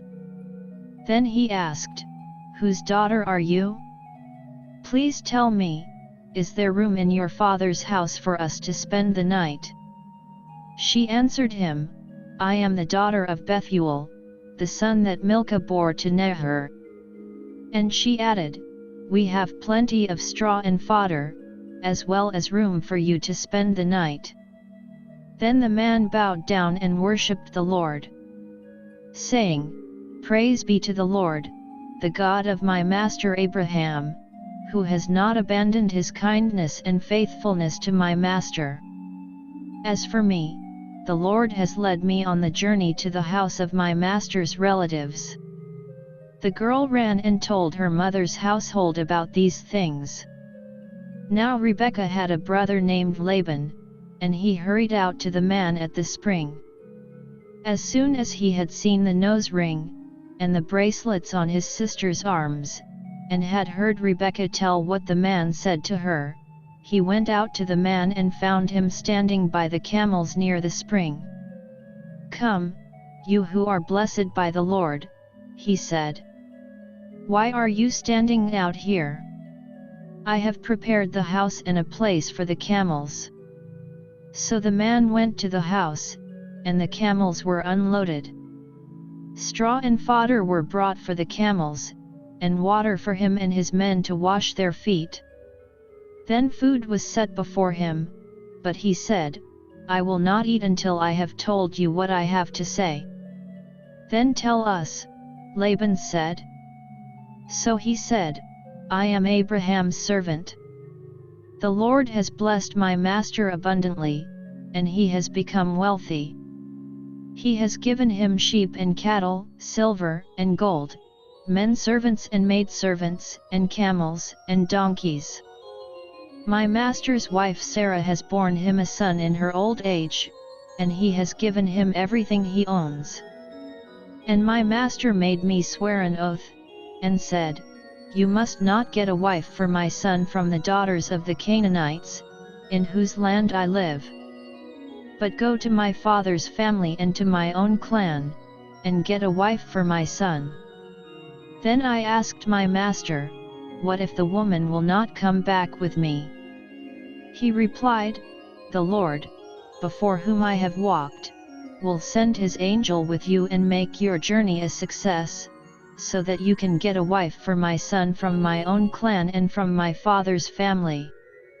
Then, when you go to my clan, you will be released from my oath. Even if they refuse to give her to you, you will be released from my oath.'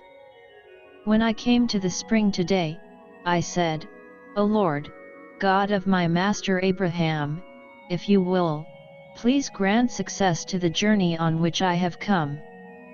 See, I am standing beside this spring. If a maiden comes out to draw water and I say to her, "Please let me drink a little water from your jar," and if she says to me, "Drink, and I'll draw water for your camels too," let her be the one the Lord has chosen for my master's son."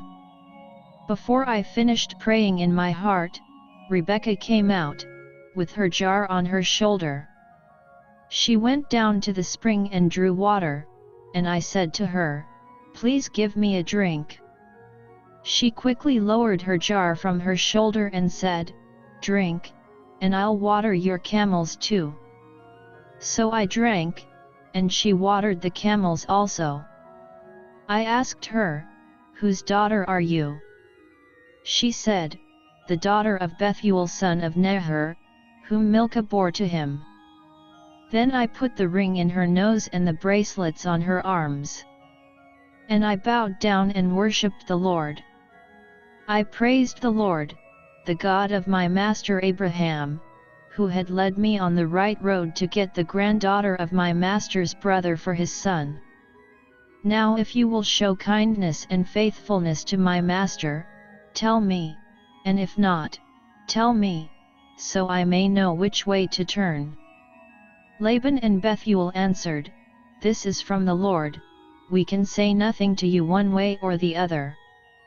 Here is Rebekah, take her and go, and let her become the wife of your master's son, as the Lord has directed." When Abraham's servant heard what they said, he bowed down to the ground before the Lord. Then the servant brought out gold and silver jewelry and articles of clothing and gave them to Rebekah, he also gave costly gifts to her brother and to her mother. Then he and the men who were with him ate and drank and spent the night there.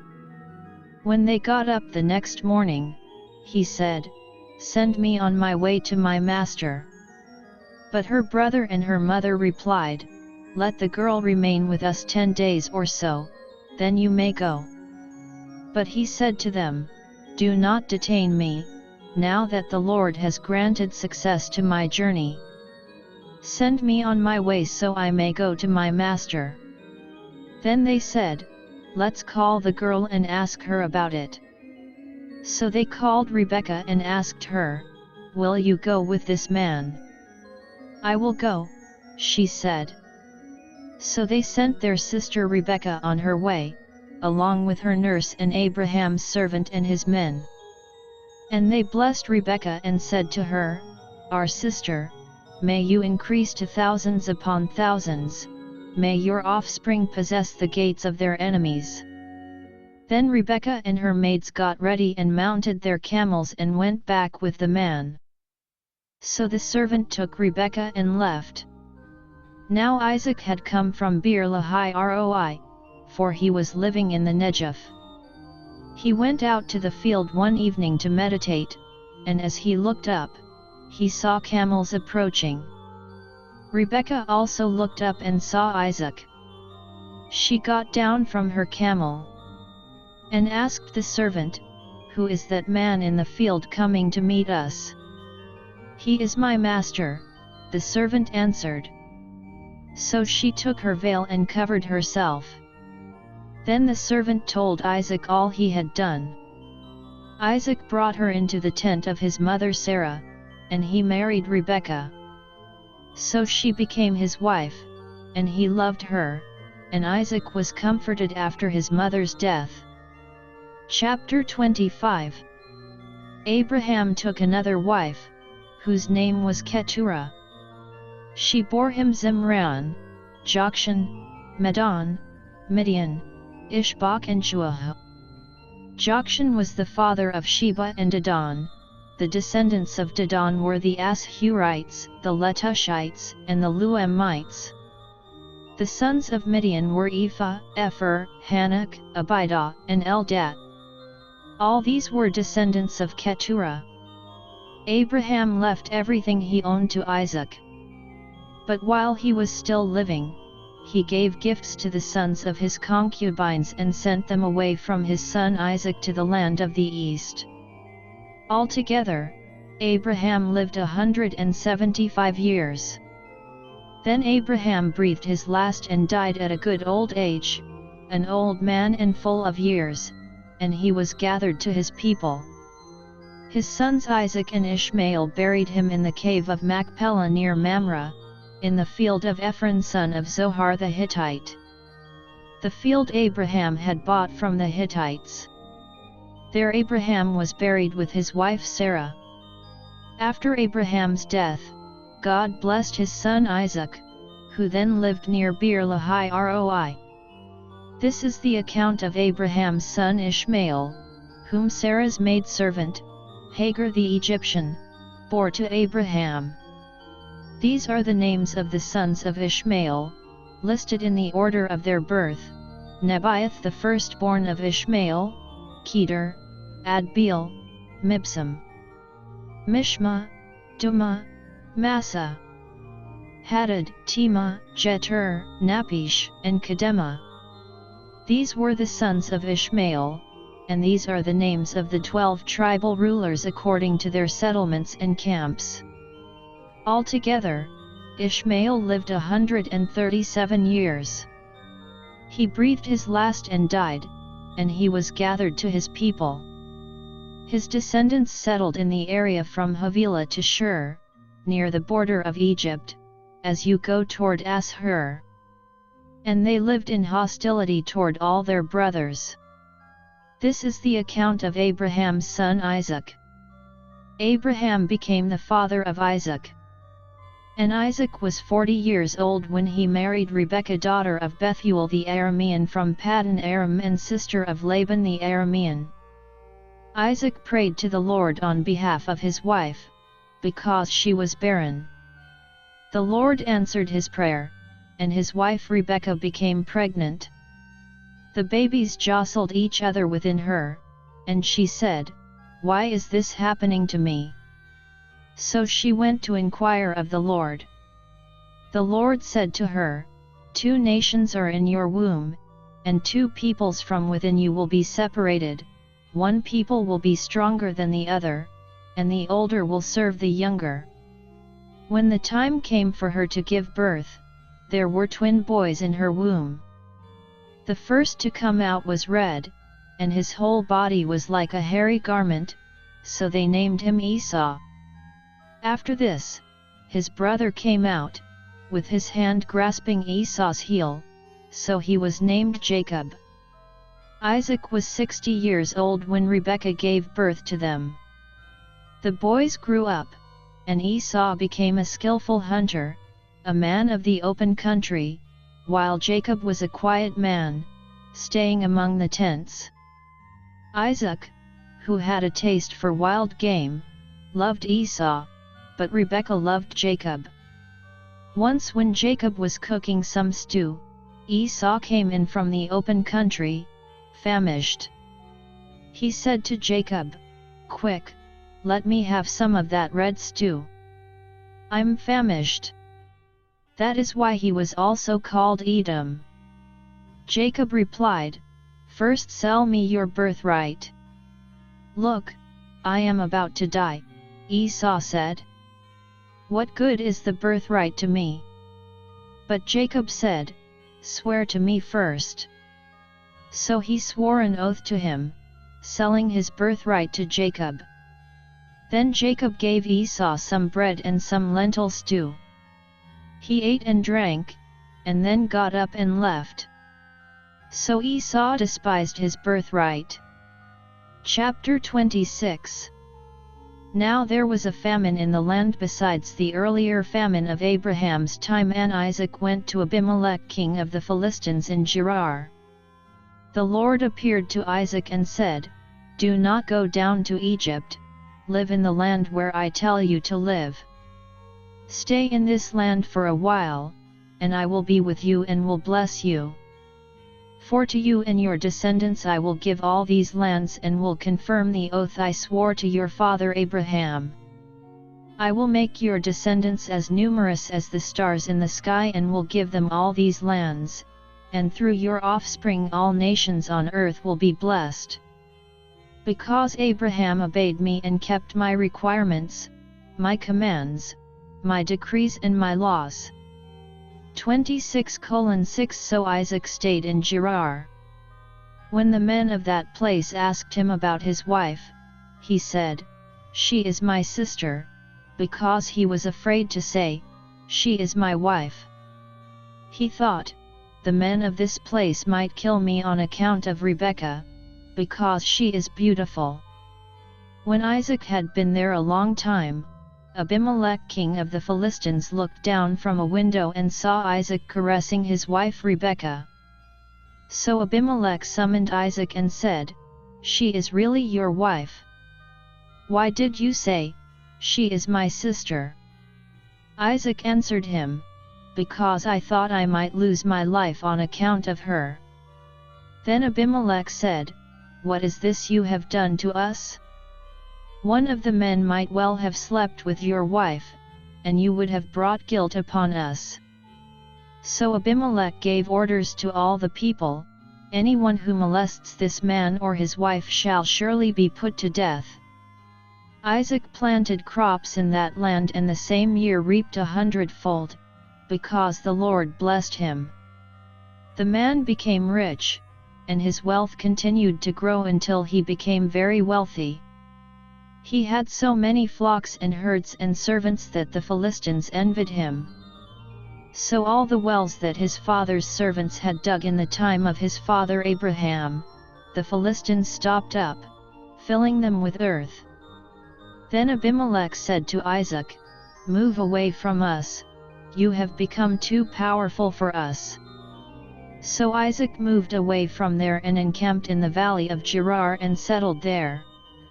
Isaac reopened the wells that had been dug in the time of his father Abraham, which the Philistines had stopped up after Abraham died, and he gave them the same names his father had given them. Isaac's servants dug in the valley and discovered a well of fresh water there. But the herdsmen of Gerar quarreled with Isaac's herdsmen and said, "The water is ours." So he named the well Esek, because they disputed with him. Then they dug another well, but they quarreled over that one also, so he named it Sitnah. He moved on from there and dug another well, and no one quarreled over it. He named it Rehoboth, saying, "Now the Lord has given us room and we will flourish in the land." From there he went up to Beersheba. That night the Lord appeared to him and said, "I am the God of your father Abraham. Do not be afraid, for I am with you. I will bless you and will increase the number of your descendants for the sake of my servant Abraham." Isaac built an altar there and called on the name of the Lord. There he pitched his tent, and there his servants dug a well. Meanwhile, Abimelech had come to him from Gerar, with Ahuzzath his personal advisor and Phicol the commander of his forces. Isaac asked them, "Why have you come to me, since you were hostile to me and sent me away?" They answered, "We saw clearly that the Lord was with you, so we said, there ought to be a sworn agreement between us and you. Let us make a treaty with you, that you will do us no harm, just as we did not molest you but always treated you well and sent you away in peace. And now you are blessed by the Lord." Isaac then made a feast for them, and they ate and drank. Early the next morning the men swore an oath to each other. Then Isaac sent them on their way, and they left him in peace. That day Isaac's servants came and told him about the well they had dug. They said, "We've found water." He called it Sheba, and to this day the name of the town has been Beersheba. When Esau was 40 years old, he married Judith daughter of Beri the Hittite, and also Basemath daughter of Elon the Hittite. They were a source of grief to Isaac and Rebekah. Chapter 27. When Isaac was old and his eyes were so weak that he could no longer see, he called for Esau his older son and said to him, "My son." "Here I am," he answered. Isaac said, "I am now an old man and don't know the day of my death. Now then, get your weapons, your quiver and bow, and go out to the open country to hunt some wild game for me. Prepare me the kind of tasty food I like and bring it to me to eat, so that I may give you my blessing before I die." Now Rebekah was listening as Isaac spoke to his son Esau. When Esau left for the open country to hunt game and bring it back, Rebekah said to her son Jacob, "Look, I overheard your father say to your brother Esau, 'Bring me some game and prepare me some tasty food to eat, so that I may give you my blessing in the presence of the Lord before I die.' Now, my son, listen carefully and do what I tell you. Go out to the flock and bring me 2 choice young goats, so I can prepare some tasty food for your father, just the way he likes it. Then take it to your father to eat, so that he may give you his blessing before he dies." Jacob said to Rebekah his mother, "But my brother Esau is a hairy man, and I'm a man with smooth skin. What if my father touches me? I would appear to be tricking him and would bring down a curse on myself rather than a blessing." His mother said to him, "My son, let the curse fall on me. Just do what I say, go and get them for me." So he went and got them and brought them to his mother, and she prepared some tasty food, just the way his father liked it. Then Rebekah took the best clothes of Esau her older son, which she had in the house, and put them on her younger son Jacob. She also covered his hands and the smooth part of his neck with the goat skins. Then she handed to her son Jacob the tasty food and the bread she had made. He went to his father and said, "My father." "Yes, my son," he answered. "Who is it?" Jacob said to his father, "I am Esau, your firstborn. I have done as you told me. Please sit up and eat some of my game so that you may give me your blessing." Isaac asked his son, "How did you find it so quickly, my son?" "The Lord your God gave me success," he replied. Then Isaac said to Jacob, "Come near so I can touch you, my son, to know whether you really are my son Esau or not." Jacob went close to his father Isaac, who touched him and said, "The voice is the voice of Jacob, but the hands are the hands of Esau." He did not recognize him, for his hands were hairy like those of his brother Esau, so he blessed him. "Are you really my son Esau?" he asked. "I am," he replied. Then he said, "My son, bring me some of your game to eat, so that I may give you my blessing." Jacob brought it to him and he ate, and he brought some wine and he drank. Then his father Isaac said to him, "Come here, my son, and kiss me." So he went to him and kissed him. When Isaac caught the smell of his clothes, he blessed him and said, "Ah, the smell of my son is like the smell of a field that the Lord has blessed. May God give you of heaven's dew and of earth's richness an abundance of grain and new wine. May nations serve you and peoples bow down to you.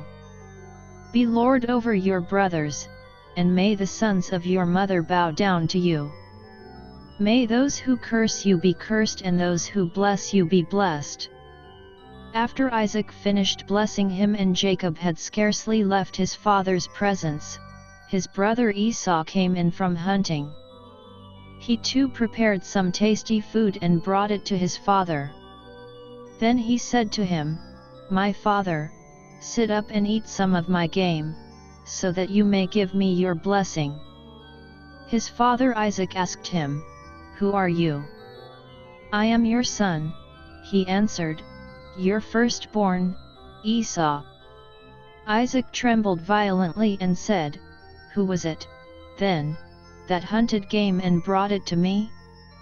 I ate it just before you came and I blessed him, and indeed he will be blessed." When Esau heard his father's words, he burst out with a loud and bitter cry and said to his father, "Bless me too, my father." But he said, "Your brother came deceitfully and took your blessing." Esau said, "Isn't he rightly named Jacob? He has deceived me these 2 times. He took my birthright, and now he's taken my blessing." Then he asked, "Haven't you reserved any blessing for me?" Isaac answered Esau, "I have made him lord over you and have made all his relatives his servants, and I have sustained him with grain and new wine. So what can I possibly do for you, my son?" Esau said to his father, "Do you have only one blessing, my father? Bless me too, my father." Then Esau wept aloud. His father Isaac answered him, "Your dwelling will be away from the earth's richness, away from the dew of heaven above. You will live by the sword and you will serve your brother. But when you grow restless, you will throw his yoke from off your neck." Esau held a grudge against Jacob because of the blessing his father had given him. He said to himself, "The days of mourning for my father are near, then I will kill my brother Jacob." When Rebekah was told what her older son Esau had said, she sent for her younger son Jacob and said to him, "Your brother Esau is consoling himself with the thought of killing you. Now then, my son, do what I say, Flee at once to my brother Laban in Haran. Stay with him for a while until your brother's fury subsides. When your brother is no longer angry with you and forgets what you did to him, I'll send word for you to come back from there. Why should I lose both of you in one day?" Then Rebekah said to Isaac, "I'm disgusted with living because of these Hittite women. If Jacob takes a wife from among the women of this land, from Hittite women like these, my life will not be worth living." Chapter 28. So Isaac called for Jacob and blessed him and commanded him, "Do not marry a Canaanite woman. Go at once to Paddan Aram, to the house of your mother's father Bethuel. Take a wife for yourself there, from among the daughters of Laban, your mother's brother. May God Almighty bless you and make you fruitful and increase your numbers until you become a community of peoples. May He give you and your descendants the blessing given to Abraham, so that you may take possession of the land where you now live as an alien, the land God gave to Abraham." Then Isaac sent Jacob on his way, and he went to Paddan Aram, to Laban son of Bethuel the Aramean, the brother of Rebekah, who was the mother of Jacob and Esau. Now Esau learned that Isaac had blessed Jacob and had sent him to Paddan Aram to take a wife from there, and that when he blessed him he commanded him, "Do not marry a Canaanite woman." And that Jacob had obeyed his father and mother and had gone to Paddan Aram. Esau then realized how displeasing the Canaanite women were to his father Isaac. So he went to Ishmael and married Mahalath, the sister of Nebaioth and daughter of Ishmael son of Abraham, in addition to the wives he already had. Jacob left Beersheba and set out for Haran. When he reached a certain place, he stopped for the night because the sun had set. Taking one of the stones there, he put it under his head and lay down to sleep. He had a dream in which he saw a stairway resting on the earth, with its top reaching to heaven, and the angels of God were ascending and descending on it. There above it stood the Lord, and he said, "I am the Lord, the God of your father Abraham and the God of Isaac. I will give you and your descendants the land on which you are lying. Your descendants will be like the dust of the earth, and you will spread out to the west and to the east, to the north and to the south. All peoples on earth will be blessed through you and your offspring. I am with you and will watch over you wherever you go, and I will bring you back to this land. I will not leave you until I have done what I have promised you." When Jacob awoke from his sleep, he thought, "Surely the Lord is in this place, and I was not aware of it." He was afraid and said, "How awesome is this place! This is none other than the house of God, this is the gate of heaven." Early the next morning Jacob took the stone he had placed under his head and set it up as a pillar and poured oil on top of it. He called that place Bethel, though the city used to be called Luz. Then Jacob made a vow, saying, "If God will be with me and will watch over me on this journey I am taking and will give me food to eat and clothes to wear, so that I return safely to my father's house, then the Lord will be my God. And this stone that I have set up as a pillar will be God's house, and of all that you give me I will give you a tenth." Chapter 29.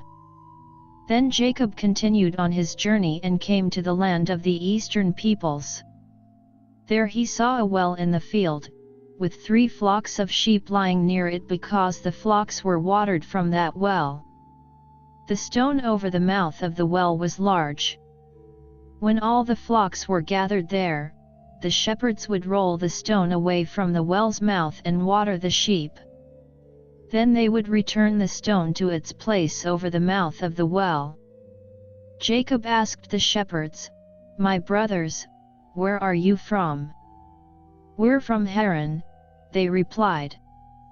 He said to them, "Do you know Laban, Nahor's grandson. Yes, we know him, they answered. Then Jacob asked them, Is he well? Yes, he is, they said, and here comes his daughter Rachel with the sheep. Look, he said, the sun is still high, it is not time for the flocks to be gathered. Water the sheep and take them back to pasture. We can't, they replied, until all the flocks are gathered and the stone has been rolled away from the mouth of the well. Then we will water the sheep. While he was still talking with them, Rachel came with her father's sheep, for she was a shepherdess. When Jacob saw Rachel daughter of Laban, his mother's brother, and Laban's sheep, he went over and rolled the stone away from the mouth of the well and watered his uncle's sheep.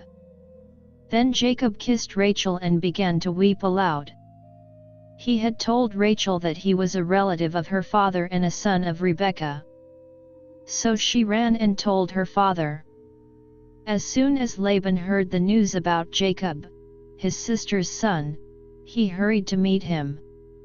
He embraced him and kissed him and brought him to his home, and there Jacob told him all these things. Then Laban said to him, You are my own flesh and blood.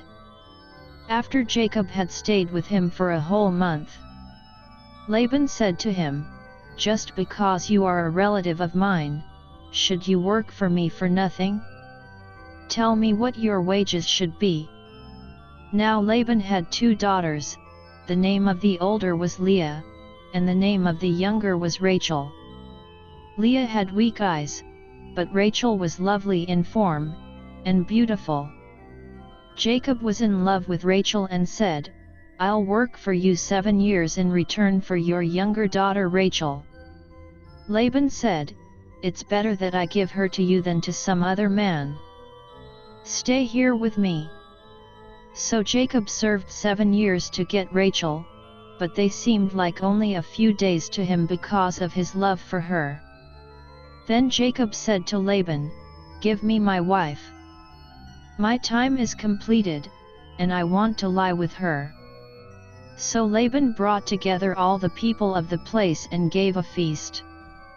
But when evening came, he took his daughter Leah and gave her to Jacob, and Jacob lay with her. And Laban gave his servant girl Zilpah to his daughter as her maidservant. When morning came, there was Leah. So Jacob said to Laban, What is this you have done to me? I served you for Rachel, didn't I? Why have you deceived me? Laban replied, It is not our custom here to give the younger daughter in marriage before the older one. Finish this daughter's bridal week, then we will give you the younger one also, in return for another 7 years of work. And Jacob did so. He finished the week with Leah, and then Laban gave him his daughter Rachel to be his wife. Laban gave his servant girl Bilhah to his daughter Rachel as her maidservant. Jacob lay with Rachel also, and he loved Rachel more than Leah. And he worked for Laban another 7 years. When the Lord saw that Leah was not loved, he opened her womb, but Rachel was barren. Leah became pregnant and gave birth to a son. She named him Reuben, for she said, It is because the Lord has seen my misery. Surely my husband will love me now. She conceived again, and when she gave birth to a son she said, Because the Lord heard that I am not loved, he gave me this one too. So she named him Simeon. Again she conceived, and when she gave birth to a son she said, Now at last my husband will become attached to me, because I have borne him 3 sons. So he was named Levi. She conceived again, and when she gave birth to a son she said, This time I will praise the Lord. So she named him Judah. Then she stopped having children. Chapter 30. When Rachel saw that she was not bearing Jacob any children, she became jealous of her sister. So she said to Jacob, "Give me children, or I'll die." Jacob became angry with her and said, "Am I in the place of God, who has kept you from having children?" Then she said, "Here is Bilhah, my maidservant. Sleep with her so that she can bear children for me and that through her I too can build a family." So she gave him her servant Bilhah as a wife. Jacob slept with her, and she became pregnant and bore him a son. Then Rachel said, "God has vindicated me, he has listened to my plea and given me a son." Because of this she named him Dan. Rachel's servant Bilhah conceived again and bore Jacob a second son. Then Rachel said, "I have had a great struggle with my sister, and I have won." So she named him Naphtali. When Leah saw that she had stopped having children, she took her maidservant Zilpah and gave her to Jacob as a wife. Leah's servant Zilpah bore Jacob a son. Then Leah said, "What good fortune!" So she named him Gad. Leah's servant Zilpah bore Jacob a second son. Then Leah said, "How happy I am! The women will call me happy." So she named him Asher. During wheat harvest, Reuben went out into the fields and found some mandrake plants, which he brought to his mother Leah. Rachel said to Leah, "Please give me some of your son's mandrakes." But she said to her, "Wasn't it enough that you took away my husband? Will you take my son's mandrakes too?" "Very well," Rachel said, "he can sleep with you tonight in return for your son's mandrakes." So when Jacob came in from the fields that evening, Leah went out to meet him. "You must sleep with me," she said. "I have hired you with my son's mandrakes." So he slept with her that night. God listened to Leah, and she became pregnant and bore Jacob a fifth son. Then Leah said, "God has rewarded me for giving my maidservant to my husband." So she named him Issachar. Leah conceived again and bore Jacob a sixth son. Then Leah said, "God has presented me with a precious gift. This time my husband will treat me with honor, because I have borne him 6 sons." So she named him Zebulun. Some time later she gave birth to a daughter and named her Dinah. Then God remembered Rachel, he listened to her and opened her womb. She became pregnant and gave birth to a son and said, "God has taken away my disgrace." She named him Joseph, and said, "May the Lord add to me another son." After Rachel gave birth to Joseph, Jacob said to Laban, "Send me on my way so I can go back to my own homeland. Give me my wives and children, for whom I have served you, and I will be on my way. You know how much work I've done for you." But Laban said to him, "If I have found favor in your eyes, please stay. I have learned by divination that the Lord has blessed me because of you." He added, "Name your wages, and I will pay them." Jacob said to him, "You know how I have worked for you and how your livestock has fared under my care. The little you had before I came has increased greatly, and the Lord has blessed you wherever I have been. But now, when may I do something for my own household? What shall I give you?" He asked. "Don't give me anything," Jacob replied. "But if you will do this one thing for me, I will go on tending your flocks and watching over them. Let me go through all your flocks today and remove from them every speckled or spotted sheep, every dark-colored lamb and every spotted or speckled goat. They will be my wages. And my honesty will testify for me in the future, whenever you check on the wages you have paid me. Any goat in my possession that is not speckled or spotted, or any lamb that is not dark-colored, will be considered stolen." "Agreed," said Laban.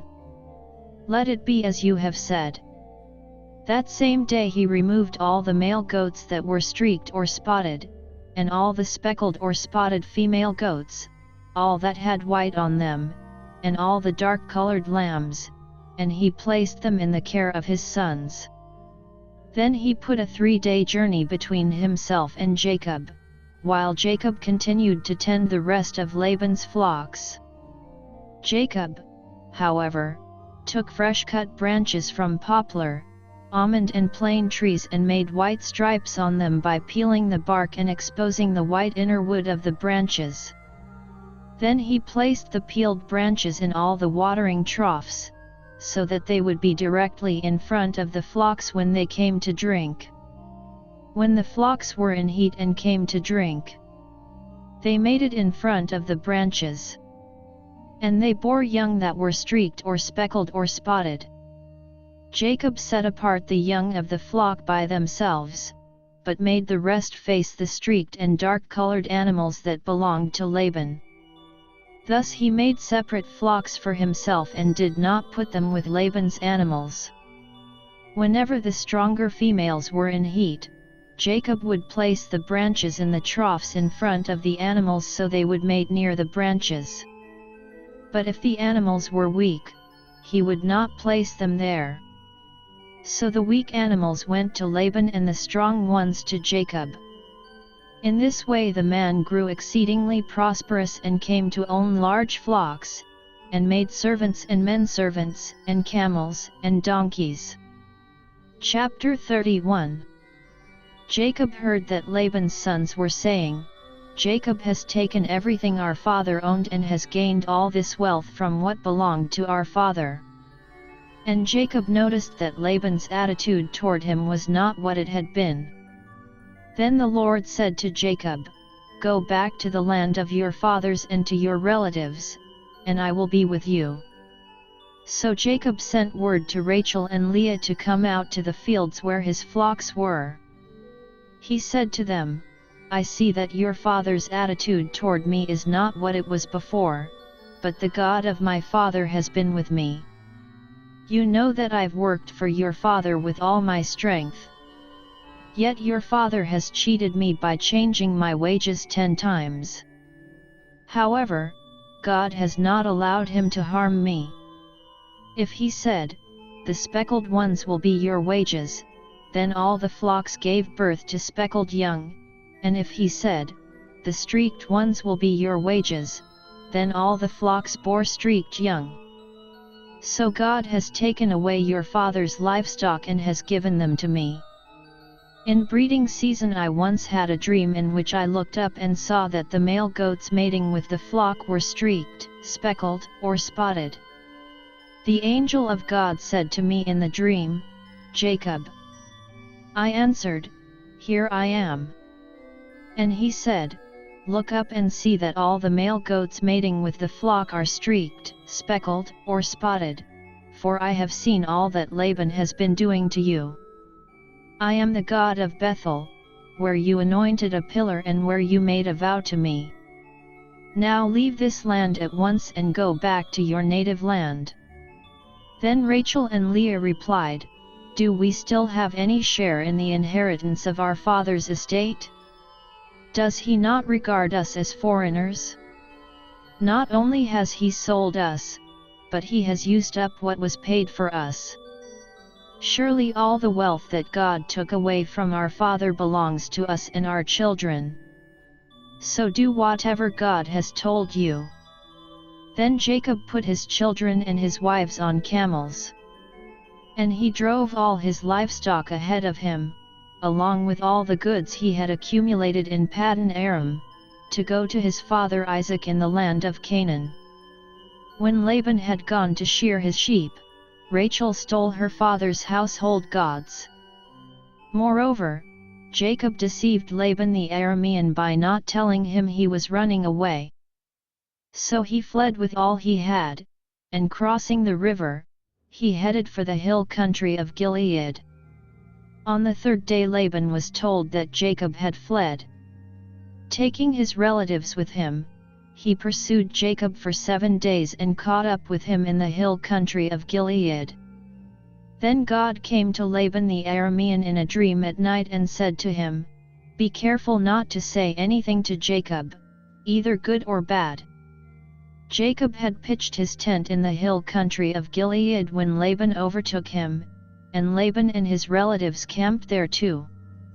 Then Laban said to Jacob, "What have you done? You've deceived me, and you've carried off my daughters like captives in war.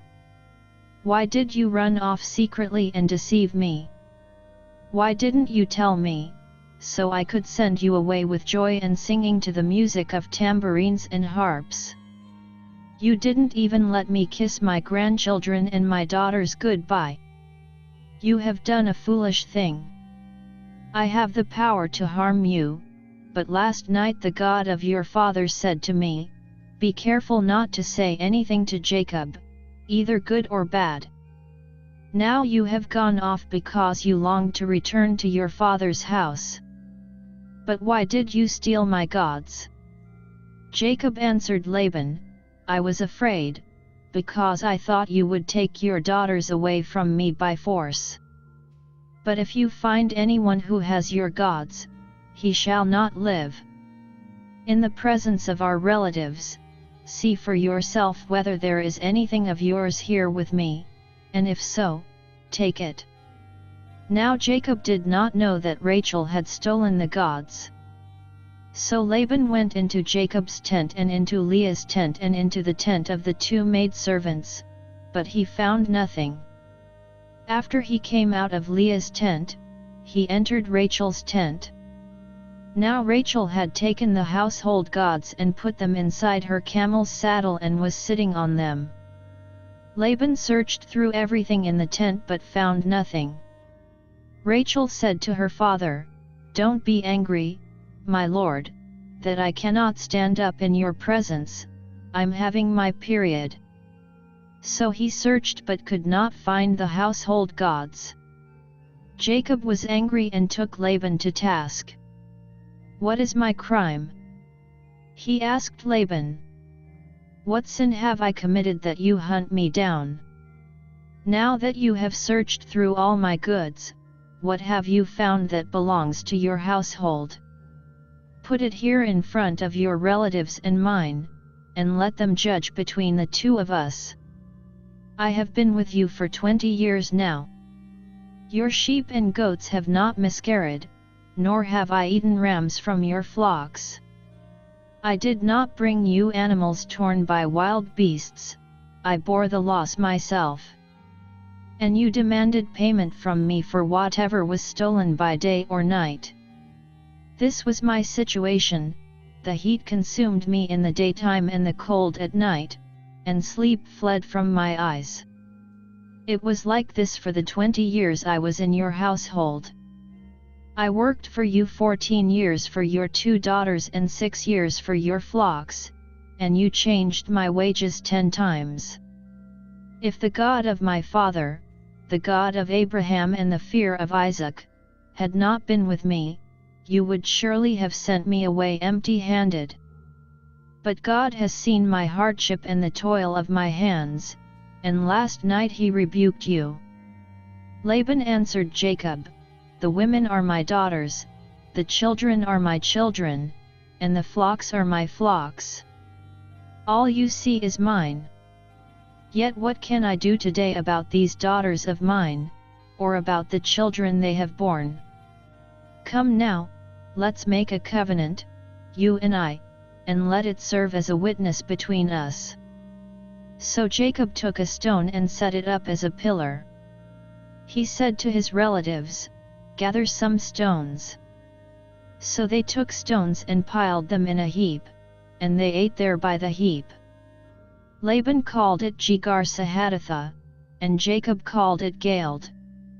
Laban said, "This heap is a witness between you and me today." That is why it was called Galeed. It was also called Mizpah, because he said, "May the Lord keep watch between you and me when we are away from each other." If you mistreat my daughters or if you take any wives besides my daughters, even though no one is with us, remember that God is a witness between you and me." Laban also said to Jacob, "Here is this heap, and here is this pillar I have set up between you and me. This heap is a witness, and this pillar is a witness, that I will not go past this heap to your side to harm you, and that you will not go past this heap and pillar to my side to harm me. May the God of Abraham and the God of Nahor, the God of their father, judge between us." So Jacob took an oath in the name of the fear of his father Isaac. He offered a sacrifice there in the hill country and invited his relatives to a meal. After they had eaten, they spent the night there. Early the next morning Laban kissed his grandchildren and his daughters and blessed them. Then he left and returned home. Chapter 32. Jacob also went on his way, and the angels of God met him. When Jacob saw them, he said, "This is the camp of God." So he named that place Mahanaim. Jacob sent messengers ahead of him to his brother Esau in the land of Seir, the country of Edom. He instructed them, "This is what you are to say to my master Esau, your servant Jacob says, I have been staying with Laban and have remained there till now. I have cattle and donkeys, sheep and goats, men servants and maid servants. Now I am sending this message to my lord, that I may find favor in your eyes." When the messengers returned to Jacob, they said, "We went to your brother Esau, and now he is coming to meet you, and 400 men are with him." In great fear and distress Jacob divided the people who were with him into 2 groups, and the flocks and herds and camels as well. He thought, if Esau comes and attacks one group, the group that is left may escape. Then Jacob prayed, "O God of my father Abraham, God of my father Isaac, O Lord, who said to me, 'Go back to your country and your relatives, and I will make you prosper.'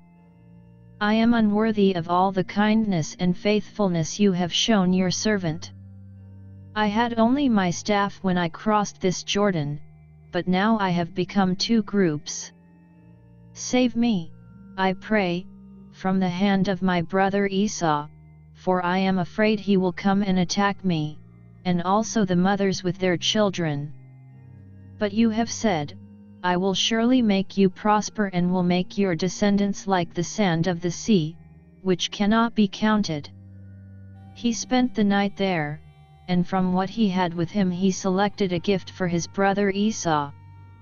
200 female goats and 20 male goats, 200 ewes and 20 rams, 30 female camels with their young, 40 cows and 10 bulls, and 20 female donkeys and 10 male donkeys. He put them in the care of his servants, each herd by itself, and said to his servants, "Go ahead of me, and keep some space between the herds." He instructed the one in the lead, "When my brother Esau meets you and asks, 'To whom do you belong, and where are you going, and who owns all these animals in front of you?' then you are to say, 'They belong to your servant Jacob. They are a gift sent to my lord Esau, and he is coming behind us.'" He also instructed the second, the third, and all the others who followed the herds, "You are to say the same thing to Esau when you meet him. And be sure to say, 'Your servant Jacob is coming behind us.'" For he thought, "I will pacify him with these gifts I am sending on ahead, later, when I see him, perhaps he will receive me." So Jacob's gifts went on ahead of him, but he himself spent the night in the camp. That night Jacob got up and took his 2 wives, his 2 maidservants and his 11 sons and crossed the ford of the Jabbok. After he had sent them across the stream, he sent over all his possessions. So Jacob was left alone, and a man wrestled with him till daybreak. When the man saw that he could not overpower him, he touched the socket of Jacob's hip so that his hip was wrenched as he wrestled with the man. Then the man said, "Let me go, for it is daybreak." But Jacob replied, "I will not let you go unless you bless me." The man asked him, "What is your name?" "Jacob," he answered. Then the man said, "Your name will no longer be Jacob, but Israel, because you have struggled with God and with men and have overcome." Jacob said, "Please tell me your name." But he replied, "Why do you ask my name?" Then he blessed him there. So Jacob called the place Peniel, saying, "It is because I saw God face to face, and yet my life was spared." The sun rose above him as he passed Peniel, and he was limping because of his hip. Therefore to this day the Israelites do not eat the tendon attached to the socket of the hip, because the socket of Jacob's hip was touched near the tendon. Chapter 33. Jacob looked up and there was Esau, coming with his 400 men, so he divided the children among Leah, Rachel, and the 2 maidservants. He put the maidservants and their children in front, Leah and her children next, and Rachel and Joseph in the rear. He himself went on ahead and bowed down to the ground 7 times as he approached his brother. But Esau ran to meet Jacob and embraced him. He threw his arms around his neck and kissed him. And they wept. Then Esau looked up and saw the women and children. "Who are these with you?" he asked.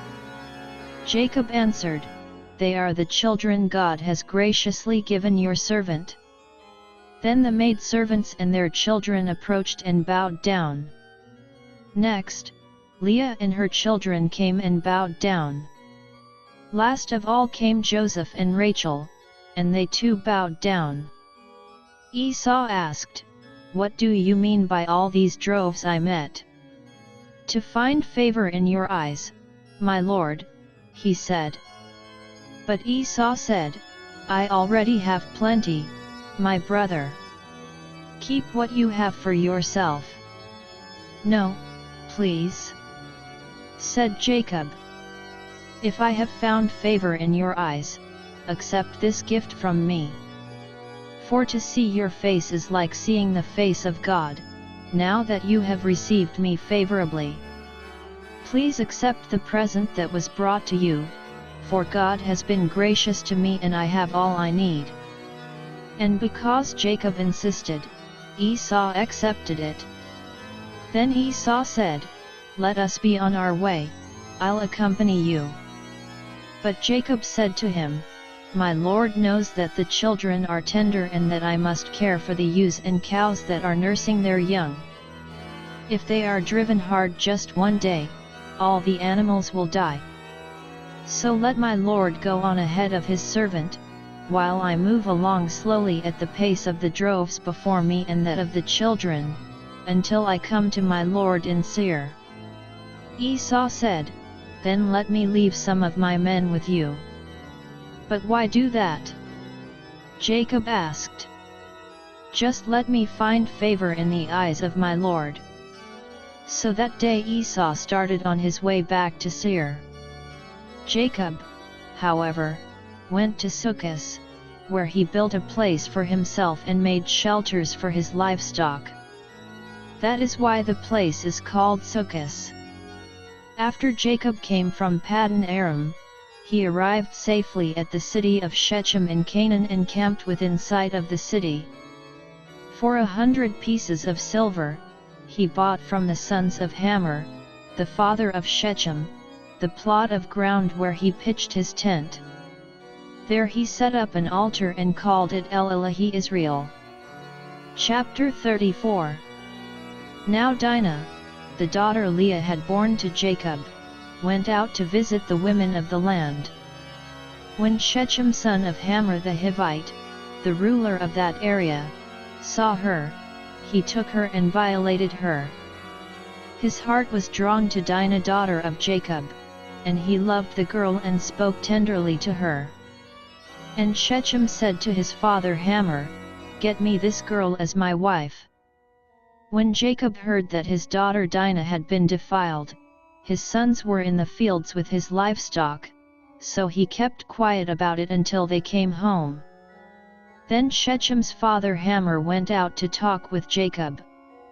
Now Jacob's sons had come in from the fields as soon as they heard what had happened. They were filled with grief and fury, because Shechem had done a disgraceful thing in Israel by lying with Jacob's daughter, a thing that should not be done. But Hamor said to them, "My son Shechem has his heart set on your daughter. Please give her to him as his wife. Intermarry with us, give us your daughters and take our daughters for yourselves. You can settle among us, the land is open to you. Live in it, trade in it, and acquire property in it." Then Shechem said to Dinah's father and brothers, "Let me find favor in your eyes, and I will give you whatever you ask. Make the price for the bride and the gift I am to bring as great as you like, and I'll pay whatever you ask me. Only give me the girl as my wife." Because their sister Dinah had been defiled, Jacob's sons replied deceitfully as they spoke to Shechem and his father Hamor. They said to them, "We can't do such a thing, we can't give our sister to a man who is not circumcised. That would be a disgrace to us. We will give our consent to you on one condition only, that you become like us by circumcising all your males. Then we will give you our daughters and take your daughters for ourselves. We'll settle among you and become one people with you. But if you will not agree to be circumcised, we'll take our sister and go." Their proposal seemed good to Hamor and his son Shechem. The young man, who was the most honored of all his father's household, lost no time in doing what they said, because he was delighted with Jacob's daughter. So Hamor and his son Shechem went to the gate of their city to speak to their fellow townsmen. "These men are friendly toward us," they said. "Let them live in our land and trade in it, the land has plenty of room for them. We can marry their daughters and they can marry ours. But the men will consent to live with us as one people only on the condition that our males be circumcised, as they themselves are. Won't their livestock, their property, and all their other animals become ours? So let us give our consent to them, and they will settle among us." All the men who went out of the city gate agreed with Hamor and his son Shechem, and every male in the city was circumcised. 3 days later, while all of them were still in pain, 2 of Jacob's sons, Simeon and Levi, Dinah's brothers, took their swords and attacked the unsuspecting city, killing every male.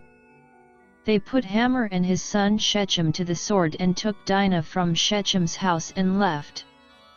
The sons of Jacob came upon the dead bodies and looted the city where their sister had been defiled. They seized their flocks and herds and donkeys and everything else of theirs in the city and out in the fields. They carried off all their wealth and all their women and children, taking as plunder everything in the houses. Then Jacob said to Simeon and Levi, "You have brought trouble on me by making me a stench to the Canaanites and Perizzites, the people living in this land. We are few in number, and if they join forces against me and attack me, I and my household will be destroyed." But they replied, "Should he have treated our sister like a prostitute?" Chapter 35. Then God said to Jacob, "Go up to Bethel and settle there, and build an altar there to God, who appeared to you when you were fleeing from your brother Esau." So Jacob said to his household and to all who were with him, "Get rid of the foreign gods you have with you, and purify yourselves and change your clothes. Then come, "Let us go up to Bethel, where I will build an altar to God, who answered me in the day of my distress and who has been with me wherever I have gone."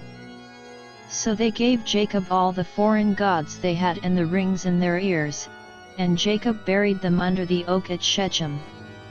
Then they set out, and the terror of God fell upon the towns all around them so that no one pursued them. Jacob and all the people with him came to Luz, that is, Bethel, in the land of Canaan. There he built an altar, and he called the place El Bethel, because it was there that God revealed himself to him when he was fleeing from his brother. Now Deborah, Rebekah's nurse, died and was buried under the oak below Bethel. So it was named Allon Bacuth. After Jacob returned from Paddan Aram, God appeared to him again and blessed him.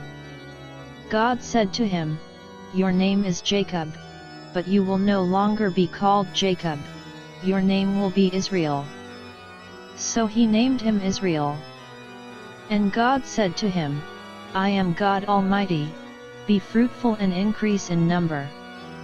A nation and a community of nations will come from you, and kings will come from your body. The land I gave to Abraham and Isaac I also give to you, and I will give this land to your descendants after you." Then God went up from him at the place where he had talked with him. Jacob set up a stone pillar at the place where God had talked with him, and he poured out a drink offering on it. He also poured oil on it. Jacob called the place where God had talked with him Bethel. Then they moved on from Bethel. While they were still some distance from Ephrath, Rachel began to give birth and had great difficulty. And as she was having great difficulty in childbirth, the midwife said to her, "Don't be afraid, for you have another son." As she breathed her last for she was dying, she named her son Ben-Oni. But his father named him Benjamin. So Rachel died and was buried on the way to Ephrath, that is, Bethlehem. Over her tomb Jacob set up a pillar, and to this day that pillar marks Rachel's tomb. Israel moved on again and pitched his tent beyond Migdal Eder. While Israel was living in that region, Reuben went in and slept with his father's concubine Bilhah, and Israel heard of it. Jacob had 12 sons. The sons of Leah, Reuben the firstborn of Jacob, Simeon, Levi, Judah, Issachar, and Zebulun. The sons of Rachel, Joseph and Benjamin. The sons of Rachel's maidservant Bilhah, Dan and Naphtali. The sons of Leah's maidservant Zilpah, Gad and Asher. These were the sons of Jacob, who were born to him in Paddan Aram. Jacob came home to his father Isaac in Mamre, near Kiriath Arba, that is, Hebron, where Abraham and Isaac had stayed. Isaac lived 180 years. Then he breathed his last and died and was gathered to his people, old and full of years. And his sons Esau and Jacob buried him. Chapter 36. This is the account of Esau, that is, Edom. Esau took his wives from the women of Canaan, Adah daughter of Elon the Hittite, and Oholibamah daughter of Anna and granddaughter of Zibeon the Hivite. Also Basemath daughter of Ishmael and sister of Nebaioth. Adah bore Eliphaz to Esau, Basemath bore Ruel.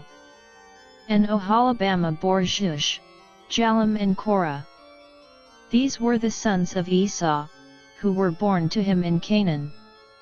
Esau took his wives and sons and daughters and all the members of his household, as well as his livestock and all his other animals and all the goods he had acquired in Canaan, and moved to a land some distance from his brother Jacob.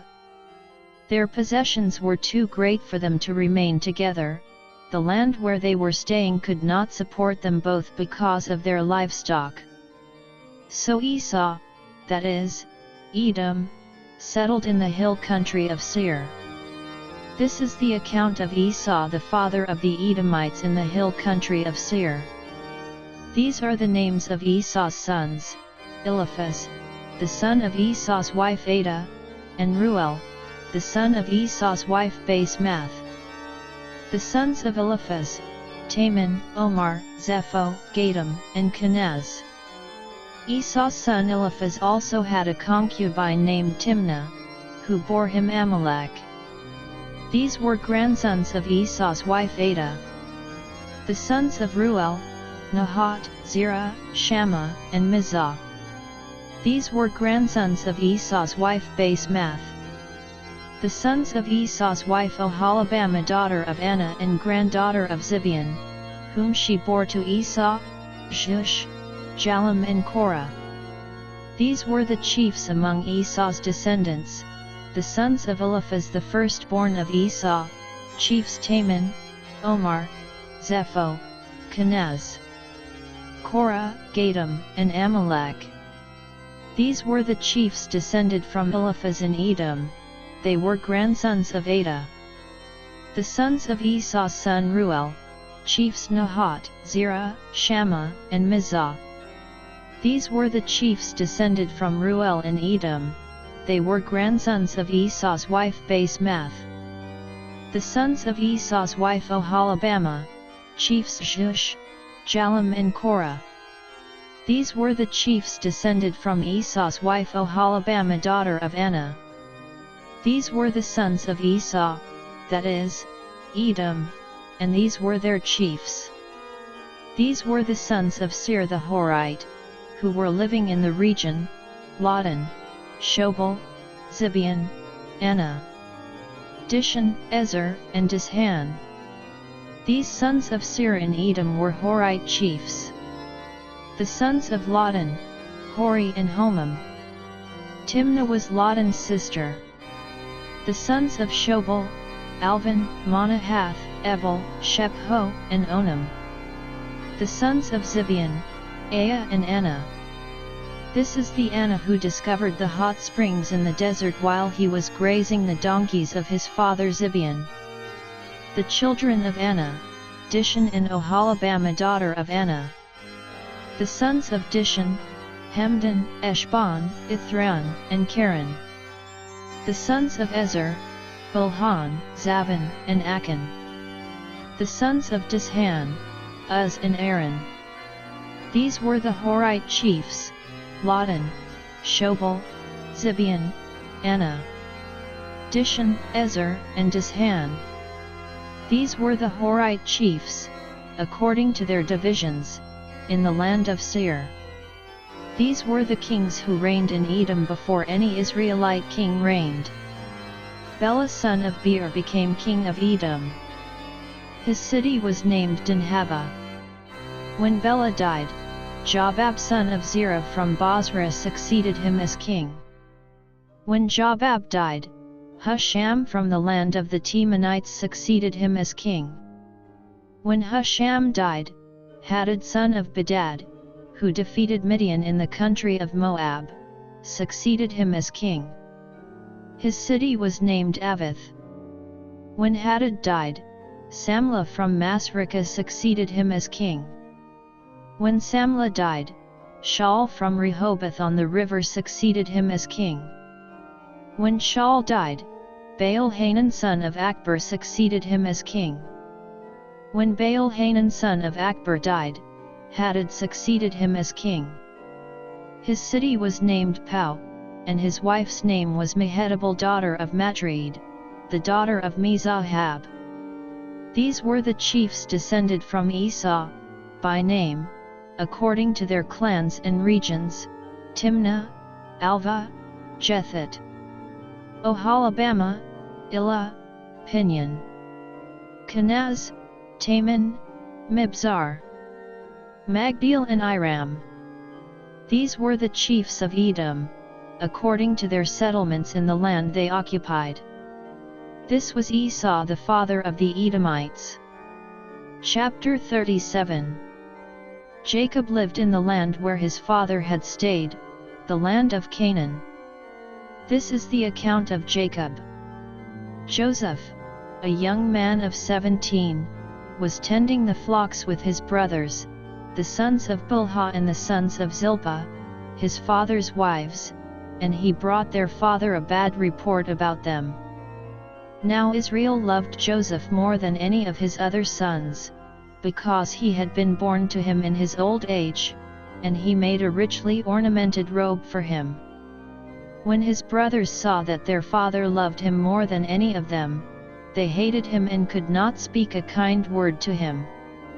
Joseph had a dream, and when he told it to his brothers, they hated him all the more. He said to them, "Listen to this dream I had.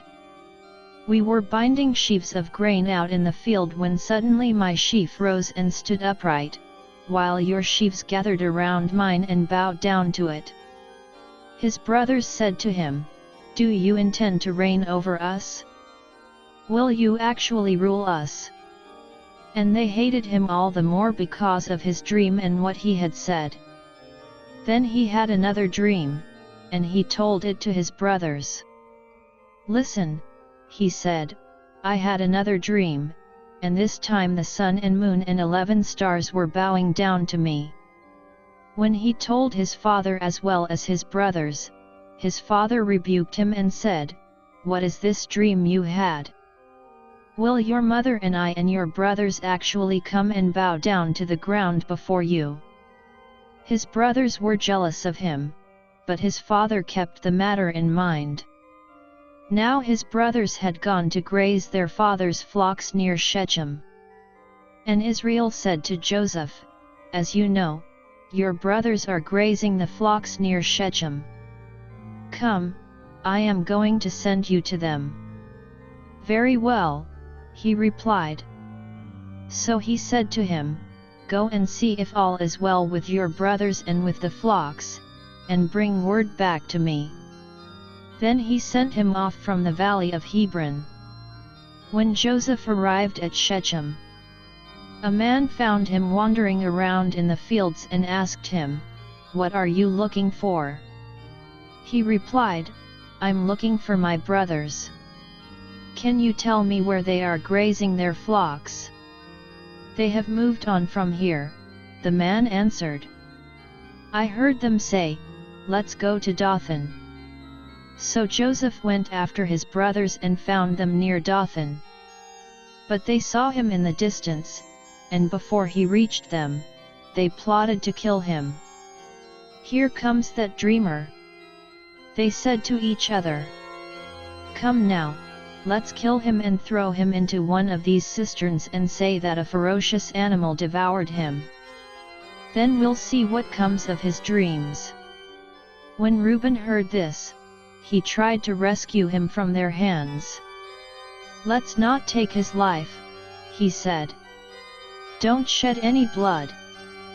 Throw him into this cistern here in the desert, but don't lay a hand on him." Reuben said this to rescue him from them and take him back to his father. So when Joseph came to his brothers, they stripped him of his robe, the richly ornamented robe he was wearing. And they took him and threw him into the cistern. Now the cistern was empty, there was no water in it. As they sat down to eat their meal, they looked up and saw a caravan of Ishmaelites coming from Gilead. Their camels were loaded with spices, balm, and myrrh, and they were on their way to take them down to Egypt. Judah said to his brothers, "What will we gain if we kill our brother and cover up his blood? Come, let's sell him to the Ishmaelites and not lay our hands on him. After all, he is our brother, our own flesh and blood." His brothers agreed. So when the Midianite merchants came by, his brothers pulled Joseph up out of the cistern and sold him for 20 shekels of silver to the Ishmaelites, who took him to Egypt. When Reuben returned to the cistern and saw that Joseph was not there, he tore his clothes. He went back to his brothers and said, "The boy isn't there. Where can I turn now?" Then they got Joseph's robe, slaughtered a goat and dipped the robe in the blood. They took the ornamented robe back to their father and said, "We found this. Examine it to see whether it is your son's robe." He recognized it and said, "It is my son's robe. Some ferocious animal has devoured him. Joseph has surely been torn to pieces." Then Jacob tore his clothes, put on sackcloth and mourned for his son many days. All his sons and daughters came to comfort him, but he refused to be comforted. "No," he said, "in mourning will I go down to the grave to my son." So his father wept for him. Meanwhile, the Midianites sold Joseph in Egypt to Potiphar, one of Pharaoh's officials, the captain of the guard. Chapter 38. At that time, Judah left his brothers and went down to stay with a man of Adullam named Hira. There Judah met the daughter of a Canaanite man named Shua. He married her and lay with her. She became pregnant and gave birth to a son, who was named Er. She conceived again and gave birth to a son and named him Onan. She gave birth to still another son and named him Shelah. It was at Kezib that she gave birth to him. Judah got a wife for Er, his firstborn, and her name was Tamar. But Er, Judah's firstborn, was wicked in the Lord's sight, so the Lord put him to death. Then Judah said to Onan, "Lie with your brother's wife and fulfill your duty to her as a brother-in-law to produce offspring for your brother." But Onan knew that the offspring would not be his, so whenever he lay with his brother's wife, he spilled his semen on the ground to keep from producing offspring for his brother. What he did was wicked in the Lord's sight, so he put him to death also. Judah then said to his daughter-in-law Tamar, "Live as a widow in your father's house until my son Shelah grows up."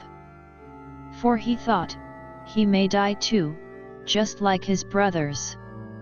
So Tamar went to live in her father's house. After a long time Judah's wife, the daughter of Shua, died. When Judah had recovered from his grief, he went up to Timnah, to the men who were shearing his sheep, and his friend Hira the Adullamite went with him. When Tamar was told, "Your father-in-law is on his way to Timnah to shear his sheep," she took off her widow's clothes, covered herself with a veil to disguise herself, and then sat down at the entrance to Enaim, which is on the road to Timnah. For she saw that, though Shelah had now grown up, she had not been given to him as his wife. When Judah saw her, he thought she was a prostitute, for she had covered her face. Not realizing that she was his daughter-in-law, he went over to her by the roadside and said, "Come now, let me sleep with you." "And what will you give me to sleep with you?" she asked. "I'll send you a young goat from my flock," he said. "Will you give me something as a pledge until you send it?" she asked. He said, "What pledge should I give you?" "Your seal and its cord, and the staff in your hand," she answered. So he gave them to her and slept with her, and she became pregnant by him. After she left, she took off her veil and put on her widow's clothes again. Meanwhile Judah sent the young goat by his friend the Adullamite in order to get his pledge back from the woman, but he did not find her. He asked the men who lived there, "Where is the shrine prostitute who was beside the road at Enaim?" "There hasn't been any shrine prostitute here," they said. So he went back to Judah and said, "I didn't find her." Besides, the men who lived there said, "There hasn't been any shrine prostitute here." Then Judah said, "Let her keep what she has, or we will become a laughingstock. After all, I did send her this young goat, but you didn't find her." About 3 months later Judah was told, "Your daughter-in-law Tamar is guilty of prostitution, and as a result she is now pregnant." Judah said, "Bring her out and have her burned to death." As she was being brought out, she sent a message to her father-in-law. "I am pregnant by the man who owns these," she said. And she added, "See if you recognize whose seal and cord and staff these are." Judah recognized them and said, "She is more righteous than I, since I wouldn't give her to my son Shelah." And he did not sleep with her again. When the time came for her to give birth, there were twin boys in her womb. As she was giving birth, one of them put out his hand, so the midwife took a scarlet thread and tied it on his wrist and said, "This one came out first." But when he drew back his hand, his brother came out, and she said, "So this is how you have broken out." And he was named Perez. Then his brother, who had the scarlet thread on his wrist, came out and he was given the name Zerah. Chapter 39. Now Joseph had been taken down to Egypt. Potiphar, an Egyptian who was one of Pharaoh's officials, the captain of the guard, bought him from the Ishmaelites who had taken him there. The Lord was with Joseph and he prospered, and he lived in the house of his Egyptian master. When his master saw that the Lord was with him and that the Lord gave him success in everything he did, Joseph found favor in his eyes and became his attendant. Potiphar put him in charge of his household, and he entrusted to his care everything he owned. From the time he put him in charge of his household and of all that he owned, the Lord blessed the household of the Egyptian because of Joseph. The blessing of the Lord was on everything Potiphar had, both in the house and in the field. So he left in Joseph's care everything he had. With Joseph in charge, he did not concern himself with anything except the food he ate. Now Joseph was well built and handsome. And after a while his master's wife took notice of Joseph and said, "Come to bed with me." But he refused.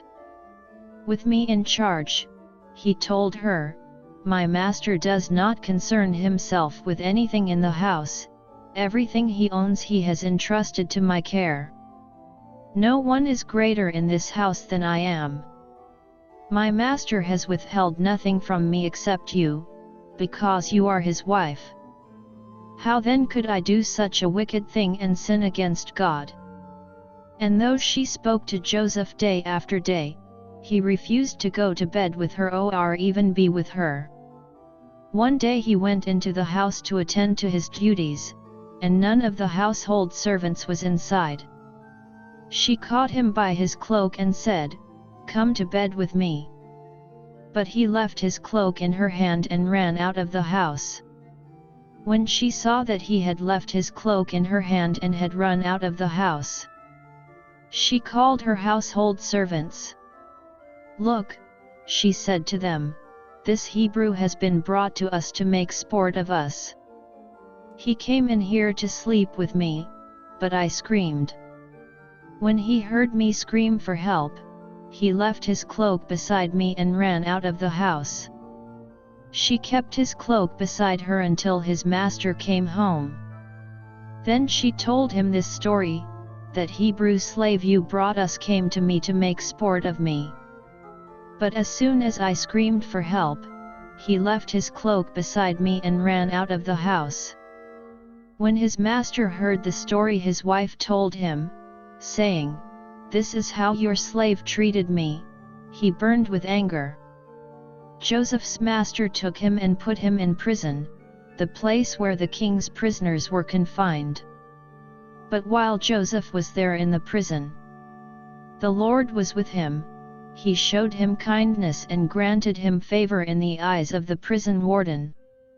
So the warden put Joseph in charge of all those held in the prison, and he was made responsible for all that was done there. The warden paid no attention to anything under Joseph's care, because the Lord was with Joseph and gave him success in whatever he did. Chapter 40. Some time later, the cupbearer and the baker of the king of Egypt offended their master, the king of Egypt. Pharaoh was angry with his two officials, the chief cupbearer and the chief baker, and put them in custody in the house of the captain of the guard, in the same prison where Joseph was confined. The captain of the guard assigned them to Joseph, and he attended them.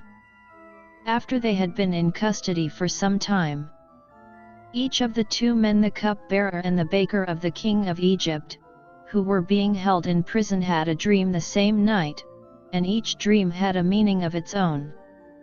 When Joseph came to them the next morning, he saw that they were dejected. So he asked Pharaoh's officials who were in custody with him in his master's house, "Why are your faces so sad today?" "We both had dreams," they answered, "but there is no one to interpret them." Then Joseph said to them, "Do not interpretations belong to God? Tell me your dreams." So the chief cupbearer told Joseph his dream.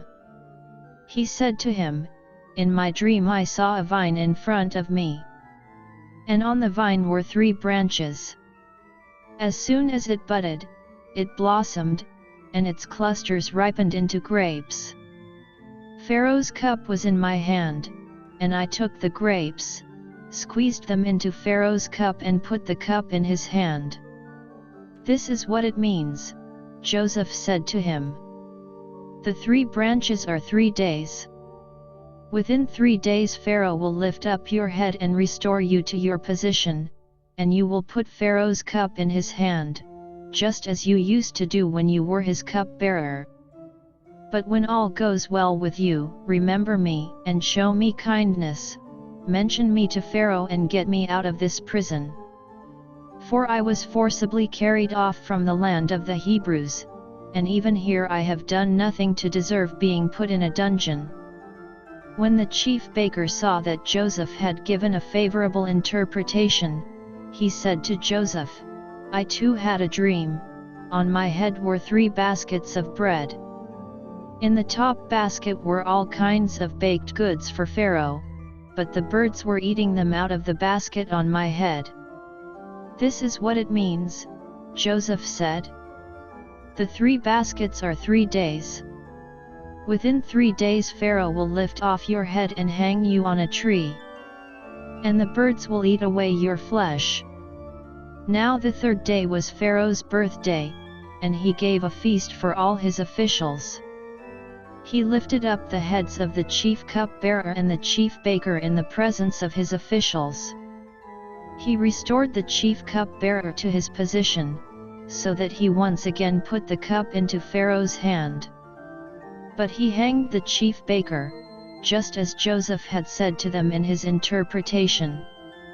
The chief cupbearer, however, did not remember Joseph, he forgot him. Chapter 41. When 2 full years had passed, Pharaoh had a dream. He was standing by the Nile, when out of the river there came up 7 cows, sleek and fat, and they grazed among the reeds. After them, 7 other cows, ugly and gaunt, came up out of the Nile and stood beside those on the river bank. And the cows that were ugly and gaunt ate up the 7 sleek, fat cows. Then Pharaoh woke up. He fell asleep again and had a second dream. 7 heads of grain, healthy and good, were growing on a single stalk. After them, 7 other heads of grain sprouted thin and scorched by the east wind. The thin heads of grain swallowed up the 7 healthy, full heads. Then Pharaoh woke up. It had been a dream. In the morning his mind was troubled, so he sent for all the magicians and wise men of Egypt. Pharaoh told them his dreams, but no one could interpret them for him. Then the chief cupbearer said to Pharaoh, "Today I am reminded of my shortcomings." Pharaoh was once angry with his servants, and he imprisoned me and the chief baker in the house of the captain of the guard. Each of us had a dream the same night, and each dream had a meaning of its own. Now a young Hebrew was there with us, a servant of the captain of the guard. We told him our dreams, and he interpreted them for us, giving each man the interpretation of his dream. And things turned out exactly as he interpreted them to us. I was restored to my position, and the other man was hanged. So Pharaoh sent for Joseph, and he was quickly brought from the dungeon. When he had shaved and changed his clothes, he came before Pharaoh. Pharaoh said to Joseph, "I had a dream, and no one can interpret it. But I have heard it said of you that when you hear a dream you can interpret it." "I cannot do it," Joseph replied to Pharaoh, "but God will give Pharaoh the answer he desires." Then Pharaoh said to Joseph, "In my dream I was standing on the bank of the Nile. When out of the river there came up 7 cows, fat and sleek, and they grazed among the reeds. After them, 7 other cows came up scrawny and very ugly and lean. I had never seen such ugly cows in all the land of Egypt. The lean, ugly cows ate up the 7 fat cows that came up first.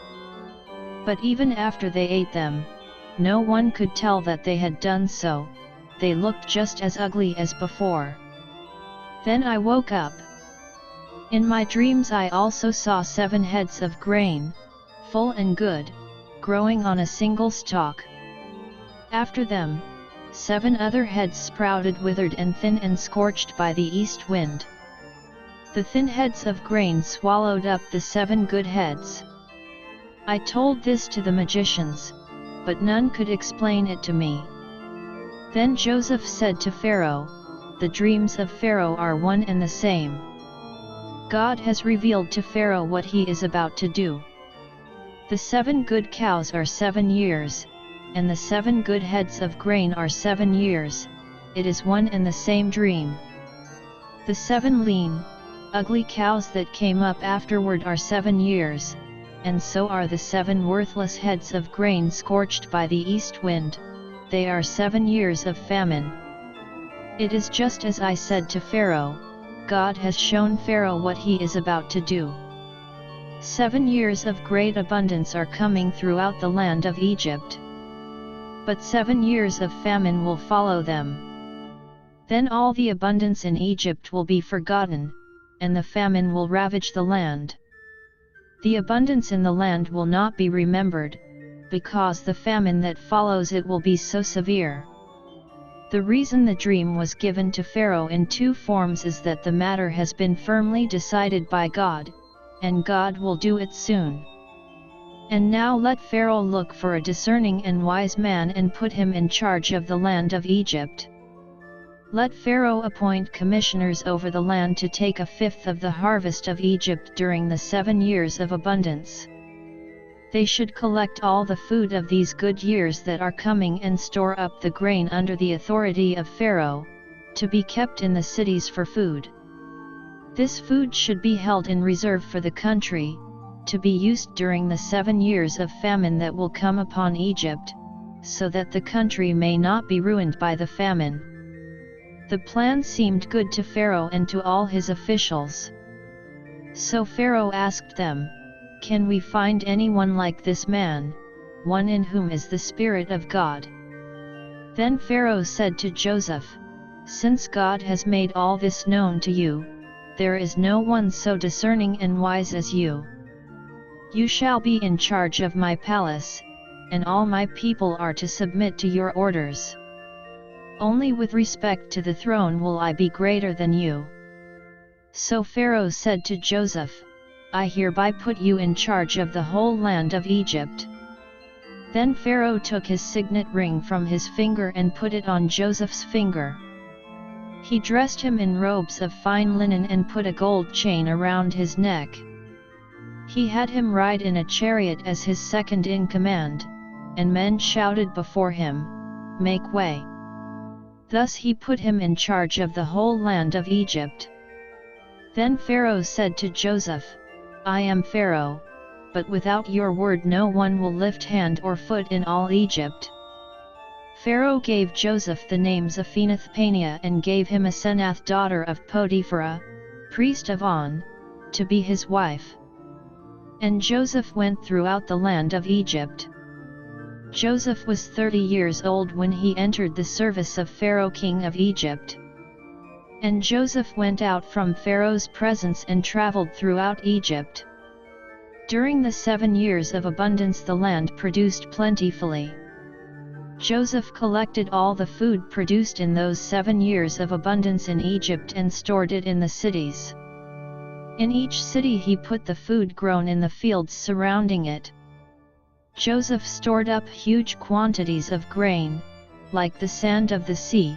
It was so much that he stopped keeping records because it was beyond measure. Before the years of famine came, 2 sons were born to Joseph by Asenath daughter of Potiphera, priest of On.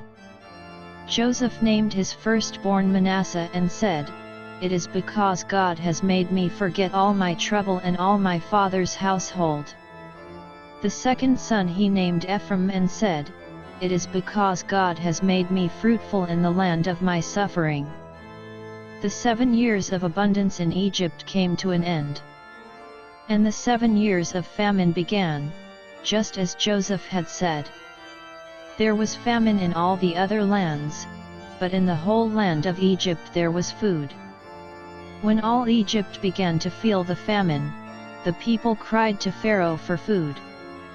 Then Pharaoh told all the Egyptians, Go to Joseph and do what he tells you. When the famine had spread over the whole country, Joseph opened the storehouses and sold grain to the Egyptians, for the famine was severe throughout Egypt. And all the countries came to Egypt to buy grain from Joseph, because the famine was severe in all the world. Chapter 42. When Jacob learned that there was grain in Egypt, he said to his sons, Why do you just keep looking at each other? He continued, I have heard that there is grain in Egypt. Go down there and buy some for us, so that we may live and not die. Then 10 of Joseph's brothers went down to buy grain from Egypt. But Jacob did not send Benjamin, Joseph's brother, with the others, because he was afraid that harm might come to him. So Israel's sons were among those who went to buy grain, for the famine was in the land of Canaan also. Now Joseph was the governor of the land, the one who sold grain to all its people. So when Joseph's brothers arrived, they bowed down to him with their faces to the ground. As soon as Joseph saw his brothers, he recognized them, but he pretended to be a stranger and spoke harshly to them. Where do you come from? He asked. From the land of Canaan, they replied, to buy food. Although Joseph recognized his brothers, they did not recognize him. Then he remembered his dreams about them and said to them, You are spies. You have come to see where our land is unprotected. No, my lord, they answered. Your servants have come to buy food. We are all the sons of one man. Your servants are honest men, not spies. No. He said to them, You have come to see where our land is unprotected. But they replied, Your servants were 12 brothers, the sons of one man, who lives in the land of Canaan. The youngest is now with our father, and one is no more. Joseph said to them, It is just as I told you, you are spies. And this is how you will be tested, as surely as Pharaoh lives, you will not leave this place unless your youngest brother comes here. Send one of your number to get your brother, the rest of you will be kept in prison, so that your words may be tested to see if you are telling the truth. If you are not, then as surely as Pharaoh lives, you are spies." And he put them all in custody for 3 days. On the 3rd day, Joseph said to them, "Do this and you will live, for I fear God. If you are honest men, let one of your brothers stay here in prison, while the rest of you go and take grain back for your starving households.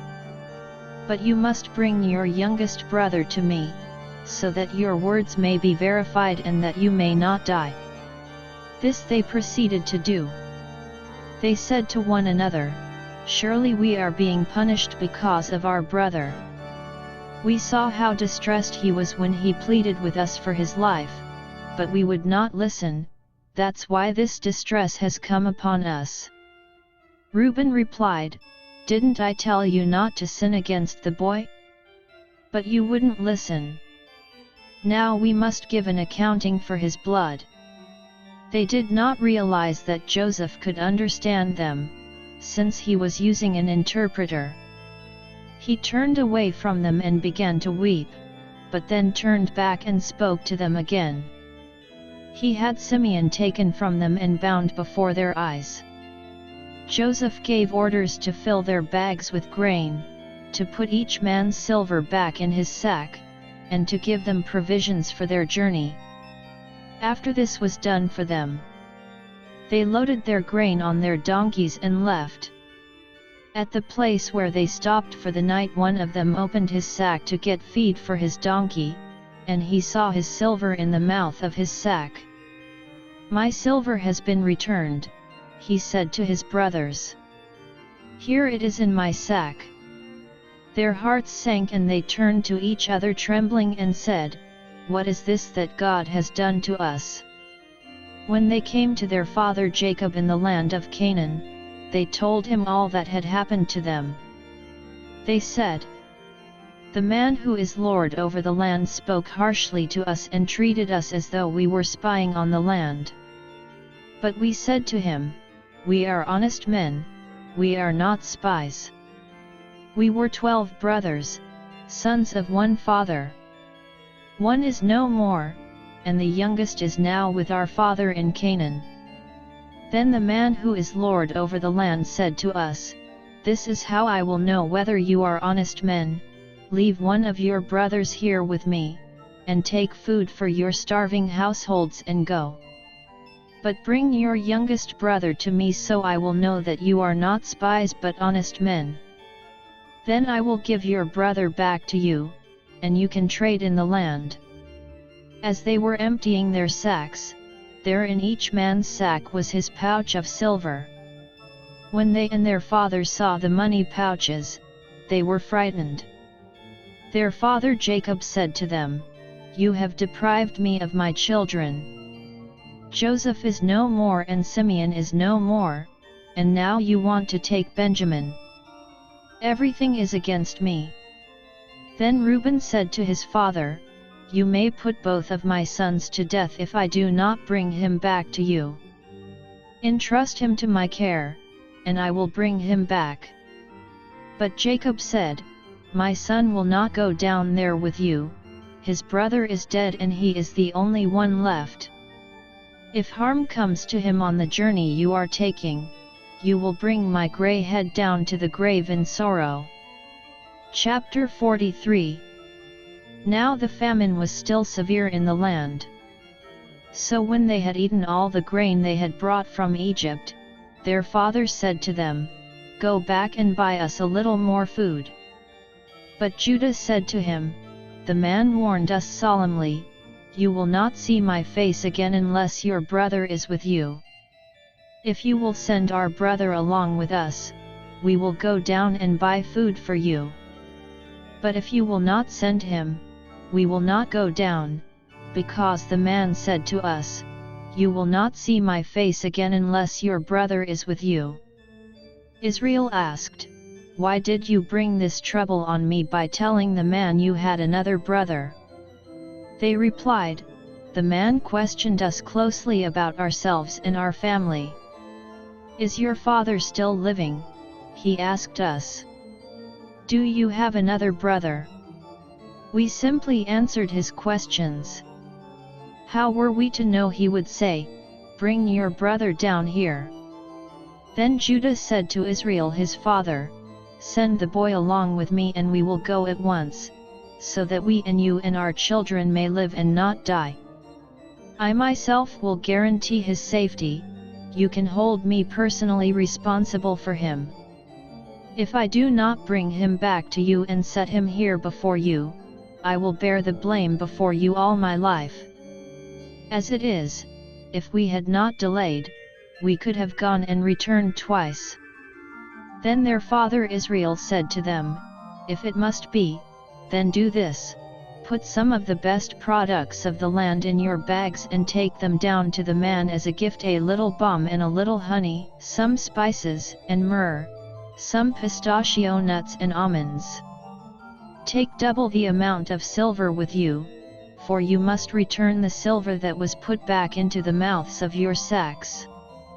Perhaps it was a mistake.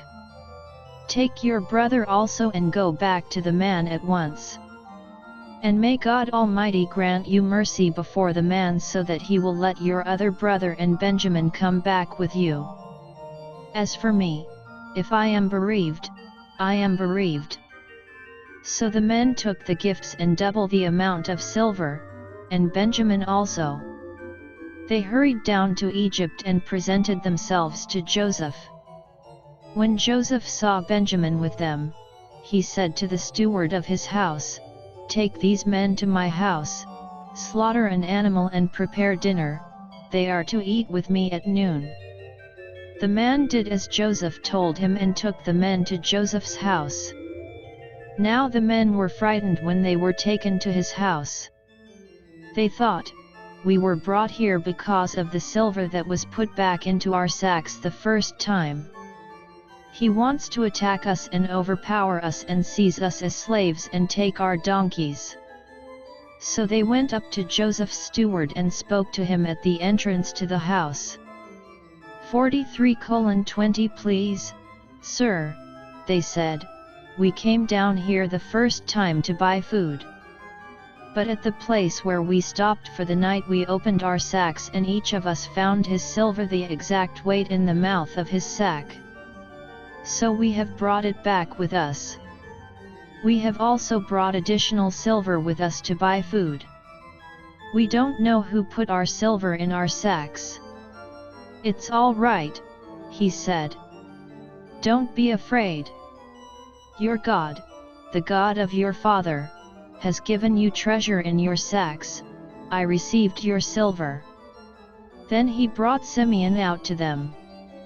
The steward took the men into Joseph's house, gave them water to wash their feet and provided fodder for their donkeys.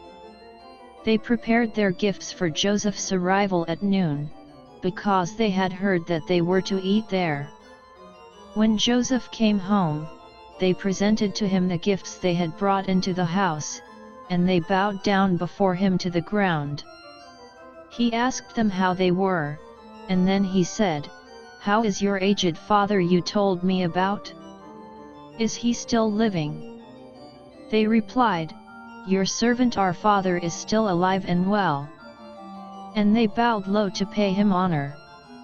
As he looked about and saw his brother Benjamin, his own mother's son, he asked, "Is this your youngest brother, the one you told me about?" And he said, "God be gracious to you, my son."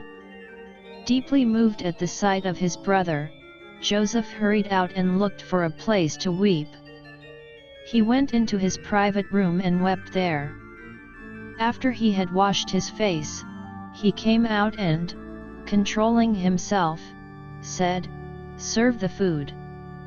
They served him by himself, the brothers by themselves, and the Egyptians who ate with him by themselves, because Egyptians could not eat with Hebrews, for that is detestable to Egyptians.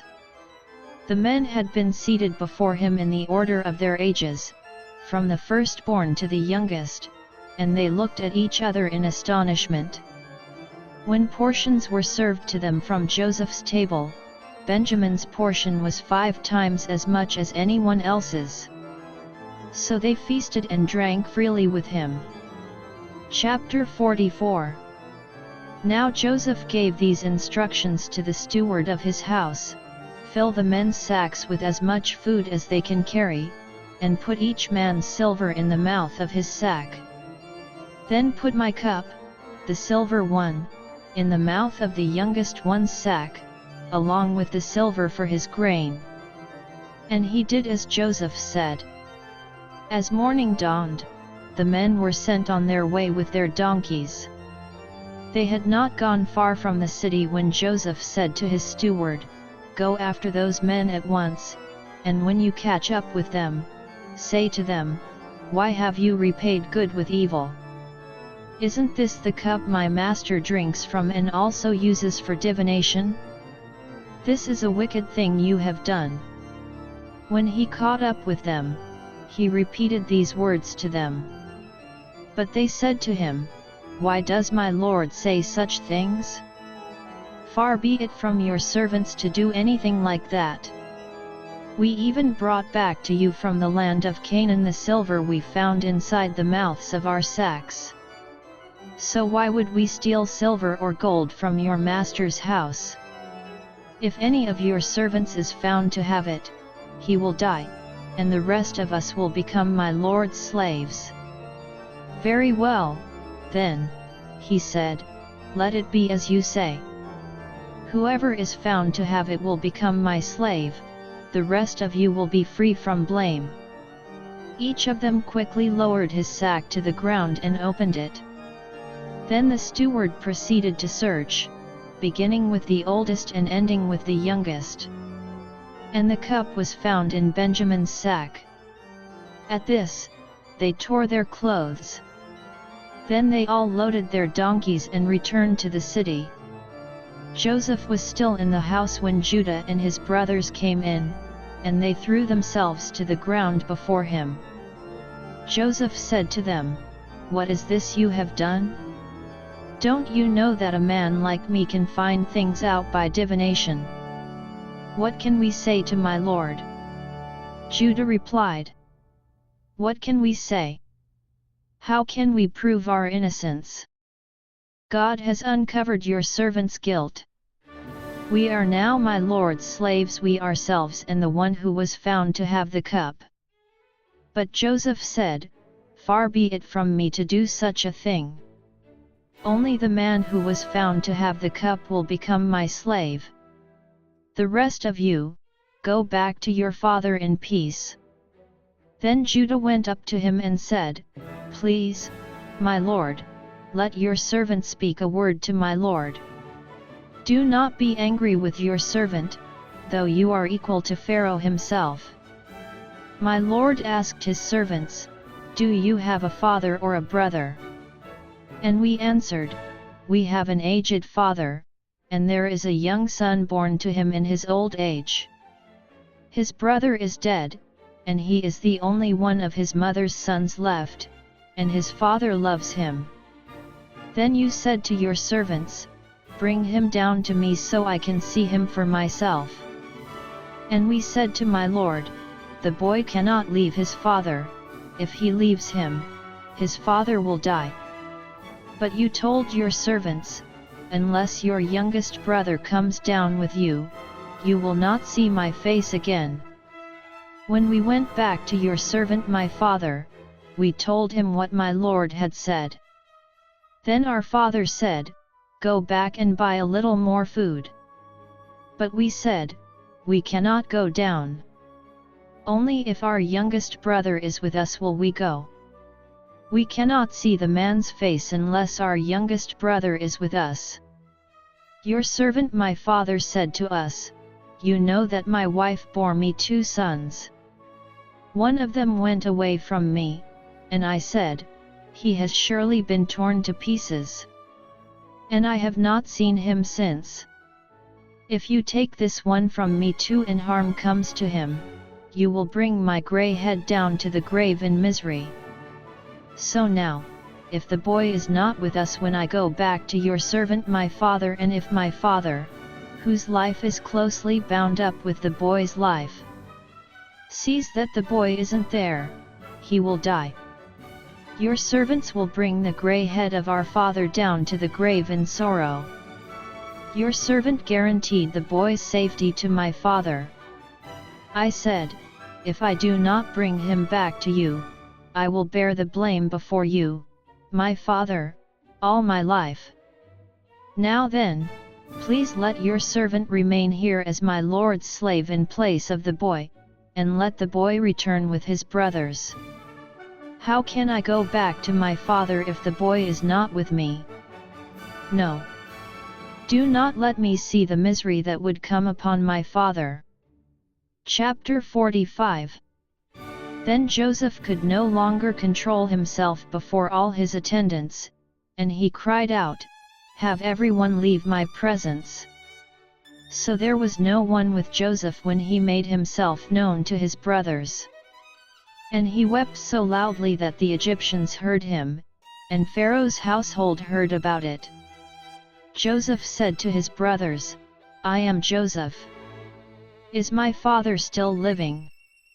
But his brothers were not able to answer him, because they were terrified at his presence. Then Joseph said to his brothers, "Come close to me." When they had done so, he said, "I am your brother Joseph, the one you sold into Egypt.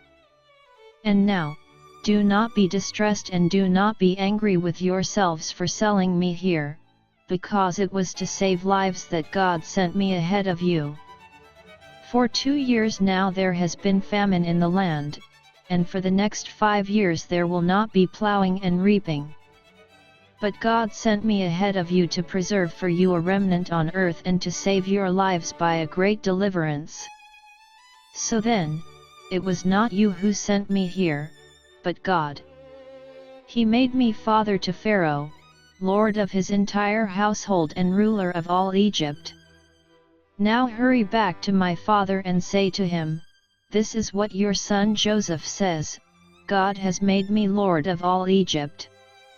Come down to me, don't delay. You shall live in the region of Goshen and be near me, you, your children and grandchildren, your flocks and herds, and all you have. I will provide for you there, because 5 years of famine are still to come. Otherwise you and your household and all who belong to you will become destitute. You can see for yourselves, and so can my brother Benjamin, that it is really I who am speaking to you. Tell my father about all the honor accorded me in Egypt and about everything you have seen. And bring my father down here quickly." Then he threw his arms around his brother Benjamin and wept, and Benjamin embraced him, weeping. And he kissed all his brothers and wept over them. Afterward his brothers talked with him. When the news reached Pharaoh's palace that Joseph's brothers had come, Pharaoh and all his officials were pleased. Pharaoh said to Joseph, "Tell your brothers, do this, load your animals and return to the land of Canaan. And bring your father and your families back to me. I will give you the best of the land of Egypt and you can enjoy the fat of the land." You are also directed to tell them, "Do this, take some carts from Egypt for your children and your wives, and get your father and come. Never mind about your belongings, because the best of all Egypt will be yours." So the sons of Israel did this. Joseph gave them carts, as Pharaoh had commanded, and he also gave them provisions for their journey. To each of them he gave new clothing, but to Benjamin he gave 300 shekels of silver and 5 sets of clothes. And this is what he sent to his father: 10 donkeys loaded with the best things of Egypt, and 10 female donkeys loaded with grain and bread and other provisions for his journey. Then he sent his brothers away, and as they were leaving he said to them, "Don't quarrel on the way." So they went up out of Egypt and came to their father Jacob in the land of Canaan. They told him, "Joseph is still alive. In fact, he is ruler of all Egypt." Jacob was stunned, he did not believe them. But when they told him everything Joseph had said to them, and when he saw the carts Joseph had sent to carry him back, the spirit of their father Jacob revived. And Israel said, I'm convinced. My son Joseph is still alive. I will go and see him before I die. Chapter 46. So Israel set out with all that was his, and when he reached Beersheba, he offered sacrifices to the God of his father Isaac. And God spoke to Israel in a vision at night and said, Jacob, Jacob.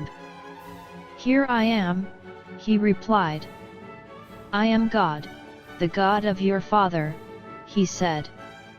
Do not be afraid to go down to Egypt, for I will make you into a great nation there. I will go down to Egypt with you, and I will surely bring you back again. And Joseph's own hand will close your eyes. Then Jacob left Beersheba, and Israel's sons took their father Jacob and their children and their wives in the carts that Pharaoh had sent to transport him. They also took with them their livestock and the possessions they had acquired in Canaan, and Jacob and all his offspring went to Egypt. He took with him to Egypt his sons and grandsons and his daughters and granddaughters, all his offspring.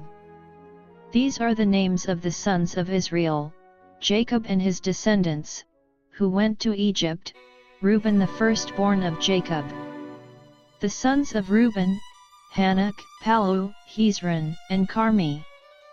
The sons of Simeon, Jemuel, Jamin, Ohad, Jachin, Zohar, and Shaul the son of a Canaanite woman.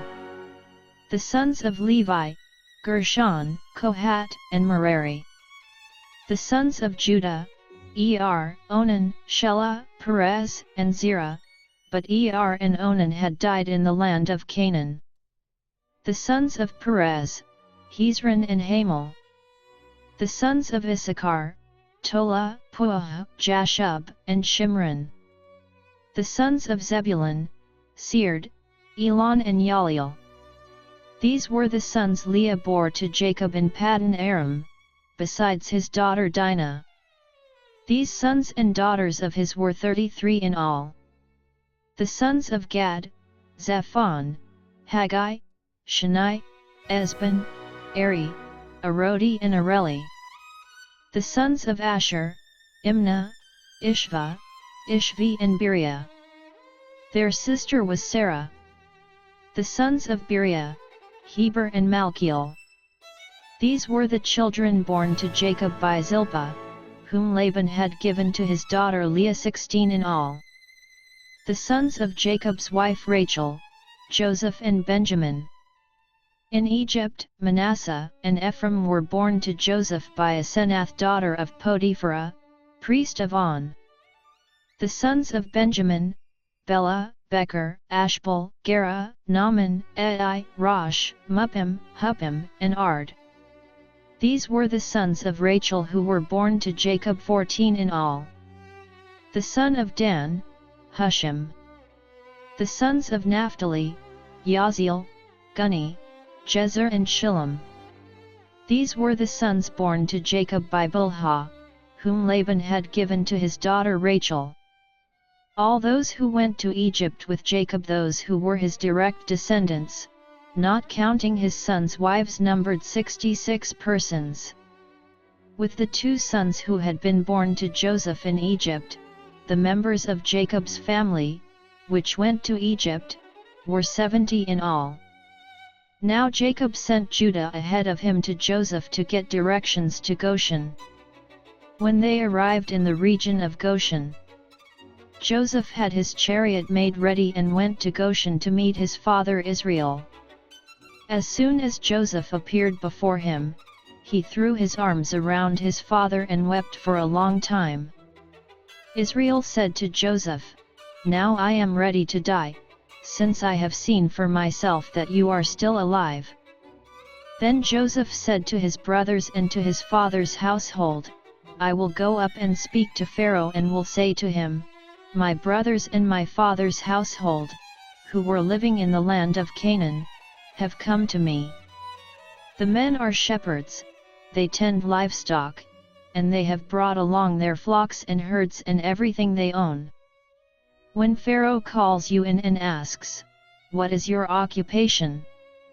you should answer, "Your servants have tended livestock from our boyhood on, just as our fathers did." Then you will be allowed to settle in the region of Goshen, for all shepherds are detestable to the Egyptians. Chapter 47. Joseph went and told Pharaoh, "My father and brothers, with their flocks and herds and everything they own, have come from the land of Canaan and are now in Goshen." He chose 5 of his brothers and presented them before Pharaoh. Pharaoh asked the brothers, "What is your occupation?" "Your servants are shepherds," they replied to Pharaoh, "just as our fathers were." They also said to him, "We have come to live here a while, because the famine is severe in Canaan and your servants' flocks have no pasture. So now, please let your servants settle in Goshen." Pharaoh said to Joseph, "Your father and your brothers have come to you, and the land of Egypt is before you. Settle your father and your brothers in the best part of the land. Let them live in Goshen. And if you know of any among them with special ability, put them in charge of my own livestock." Then Joseph brought his father Jacob in and presented him before Pharaoh. After Jacob blessed Pharaoh, Pharaoh asked him, "How old are you?" And Jacob said to Pharaoh, "The years of my pilgrimage are 130. My years have been few and difficult, and they do not equal the years of the pilgrimage of my fathers." Then Jacob blessed Pharaoh and went out from his presence. So Joseph settled his father and his brothers in Egypt and gave them property in the best part of the land, the district of Ramesses, as Pharaoh directed. Joseph also provided his father and his brothers and all his father's household with food, according to the number of their children. There was no food, however, in the whole region because the famine was severe. Both Egypt and Canaan wasted away because of the famine. Joseph collected all the money that was to be found in Egypt and Canaan in payment for the grain they were buying, and he brought it to Pharaoh's palace. When the money of the people of Egypt and Canaan was gone, all Egypt came to Joseph and said, "Give us food. Why should we die before your eyes? Our money is used up."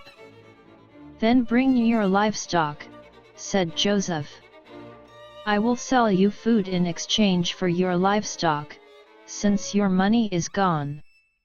So they brought their livestock to Joseph, and he gave them food in exchange for their horses, their sheep and goats, their cattle and donkeys. And he brought them through that year with food in exchange for all their livestock. When that year was over, they came to him the following year and said, "We cannot hide from our Lord the fact that since our money is gone and our livestock belongs to you, there is nothing left for our Lord except our bodies and our land. Why should we perish before your eyes, we and our land as well? Buy us and our land in exchange for food, and we with our land will be in bondage to Pharaoh. Give us seed so that we may live and not die, and that the land may not become desolate."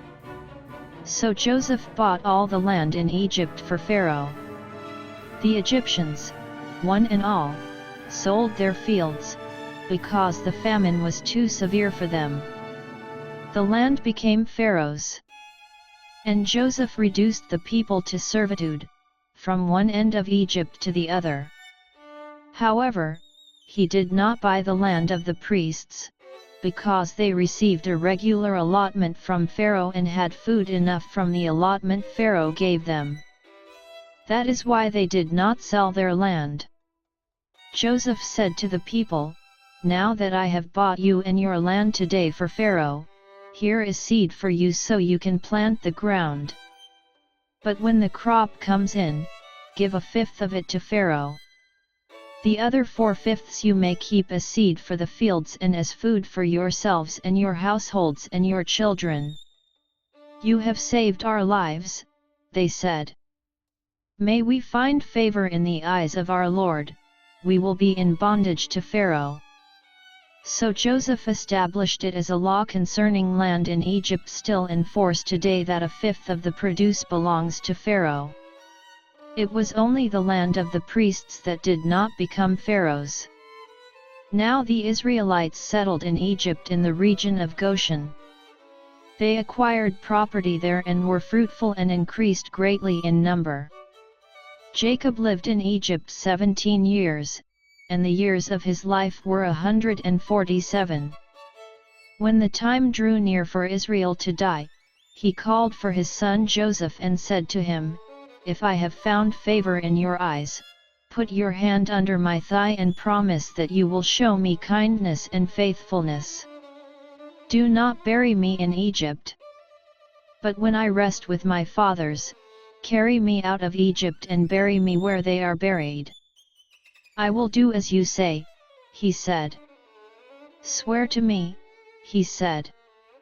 Then Joseph swore to him, and Israel worshipped as he leaned on the top of his staff. Chapter 48.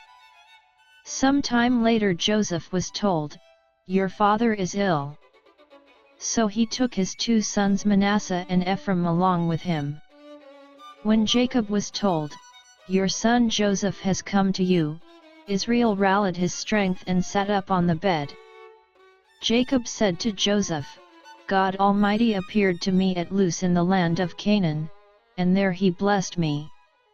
And said to me, I am going to make you fruitful and will increase your numbers.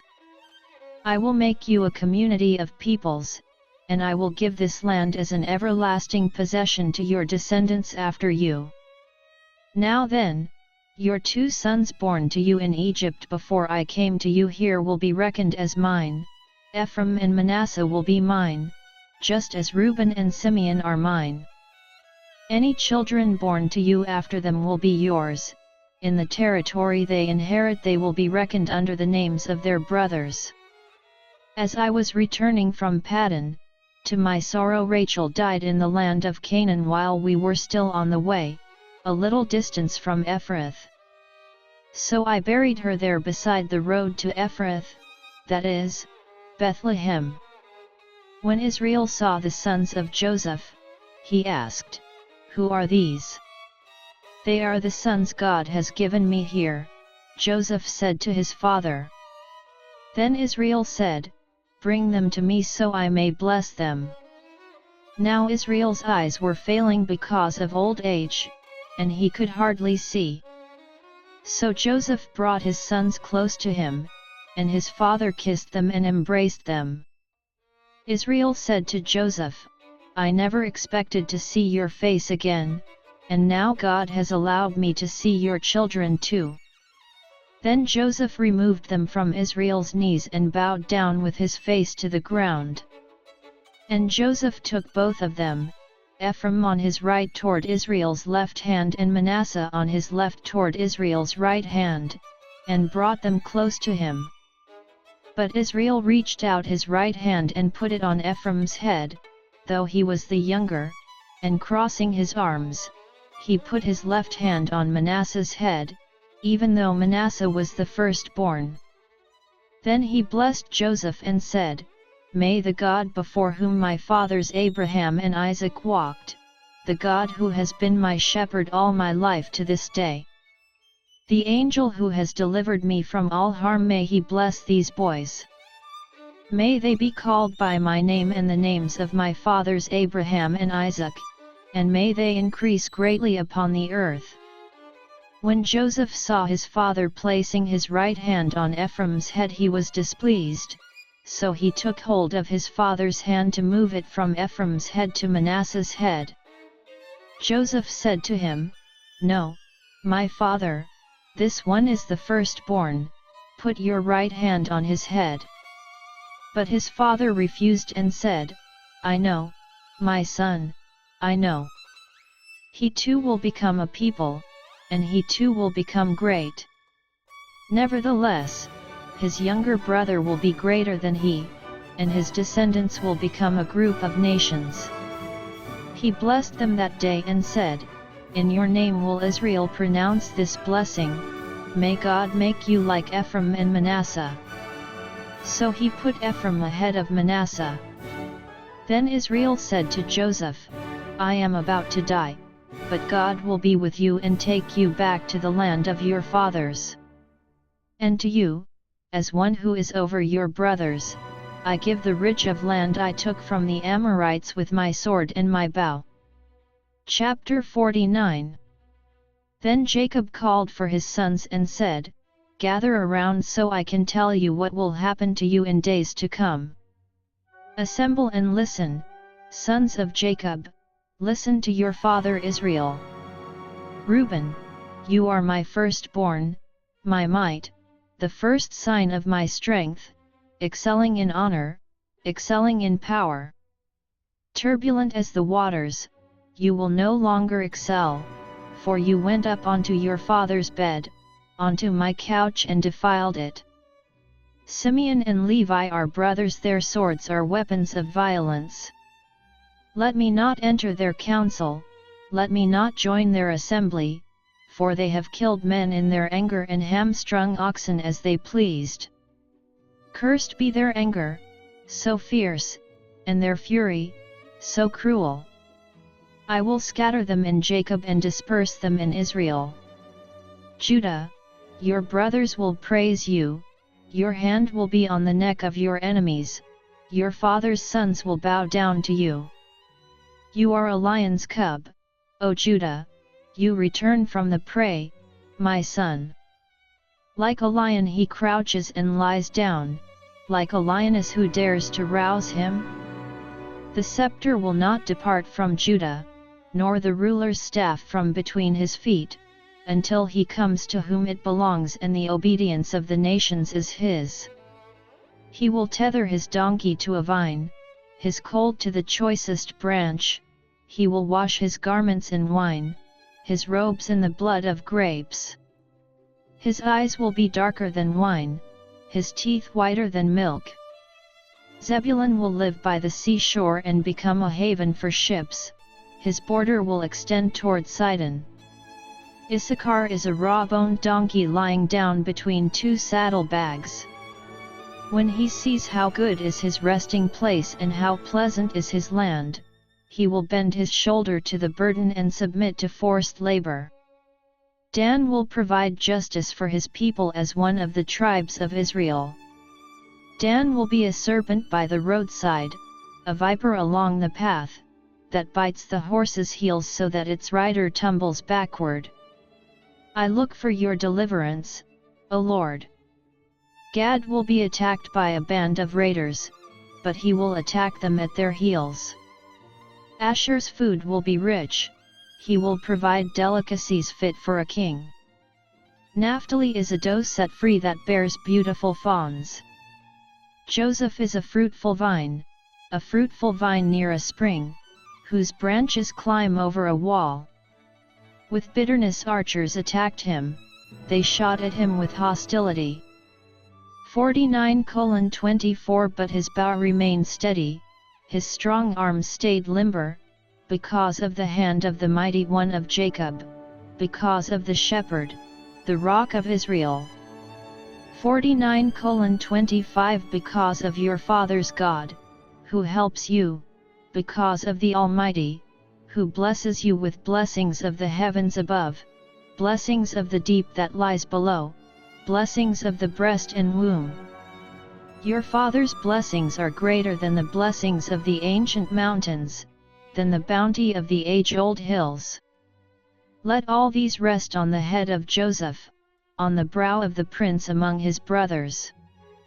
Benjamin is a ravenous wolf, in the morning he devours the prey, in the evening he divides the plunder.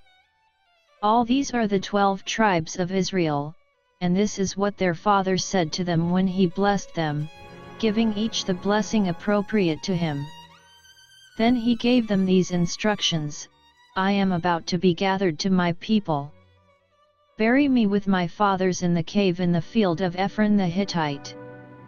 The cave in the field of Machpelah, near Mamre in Canaan, which Abraham bought as a burial place from Ephron the Hittite, along with the field. There Abraham and his wife Sarah were buried, there Isaac and his wife Rebekah were buried, and there I buried Leah. The field and the cave in it were bought from the Hittites. When Jacob had finished giving instructions to his sons, he drew his feet up into the bed, breathed his last and was gathered to his people. Chapter 50. Joseph threw himself upon his father and wept over him and kissed him. Then Joseph directed the physicians in his service to embalm his father Israel. So the physicians embalmed him, taking a full 40 days, for that was the time required for embalming. And the Egyptians mourned for him 70 days. When the days of mourning had passed, Joseph said to Pharaoh's court, "If I have found favor in your eyes, speak to Pharaoh for me. Tell him, my father made me swear an oath and said, I am about to die, bury me in the tomb I dug for myself in the land of Canaan. Now let me go up and bury my father, then I will return." Pharaoh said, "Go up and bury your father, as he made you swear to do." So Joseph went up to bury his father.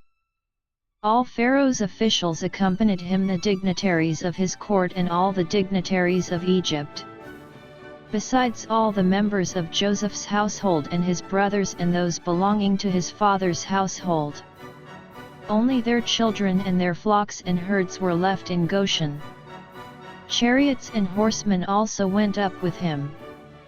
It was a very large company. When they reached the threshing floor of Atad, near the Jordan, they lamented loudly and bitterly, and there Joseph observed a 7-day period of mourning for his father. When the Canaanites who lived there saw the mourning at the threshing floor of Atad, they said, "The Egyptians are holding a solemn ceremony of mourning." That is why that place near the Jordan is called Abel Mizraim. So Jacob's sons did as he had commanded them. They carried him to the land of Canaan and buried him in the cave in the field of Machpelah, near Mamre, which Abraham had bought as a burial place from Ephron the Hittite, along with the field.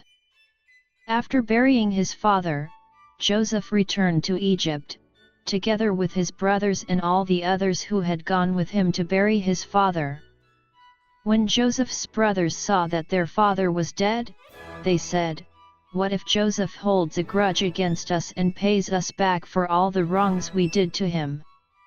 So they sent word to Joseph, saying, "Your father left these instructions before he died.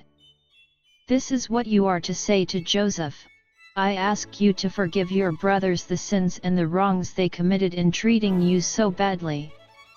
Now please forgive the sins of the servants of the God of your father." When their message came to him, Joseph wept. His brothers then came and threw themselves down before him. "We are your slaves," they said. But Joseph said to them, "Don't be afraid. Am I in the place of God? You intended to harm me, but God intended it for good to accomplish what is now being done, the saving of many lives. So then, don't be afraid. I will provide for you and your children." And he reassured them and spoke kindly to them. Joseph stayed in Egypt, along with all his father's family. He lived 110 years, and saw the third generation of Ephraim's children. Also the children of Machir son of Manasseh were placed at birth on Joseph's knees. Then Joseph said to his brothers, "I am about to die. But God will surely come to your aid and take you up out of this land to the land he promised on oath to Abraham, Isaac, and Jacob." And Joseph made the sons of Israel swear an oath and said, "God will surely come to your aid, and then you must carry my bones up from this place."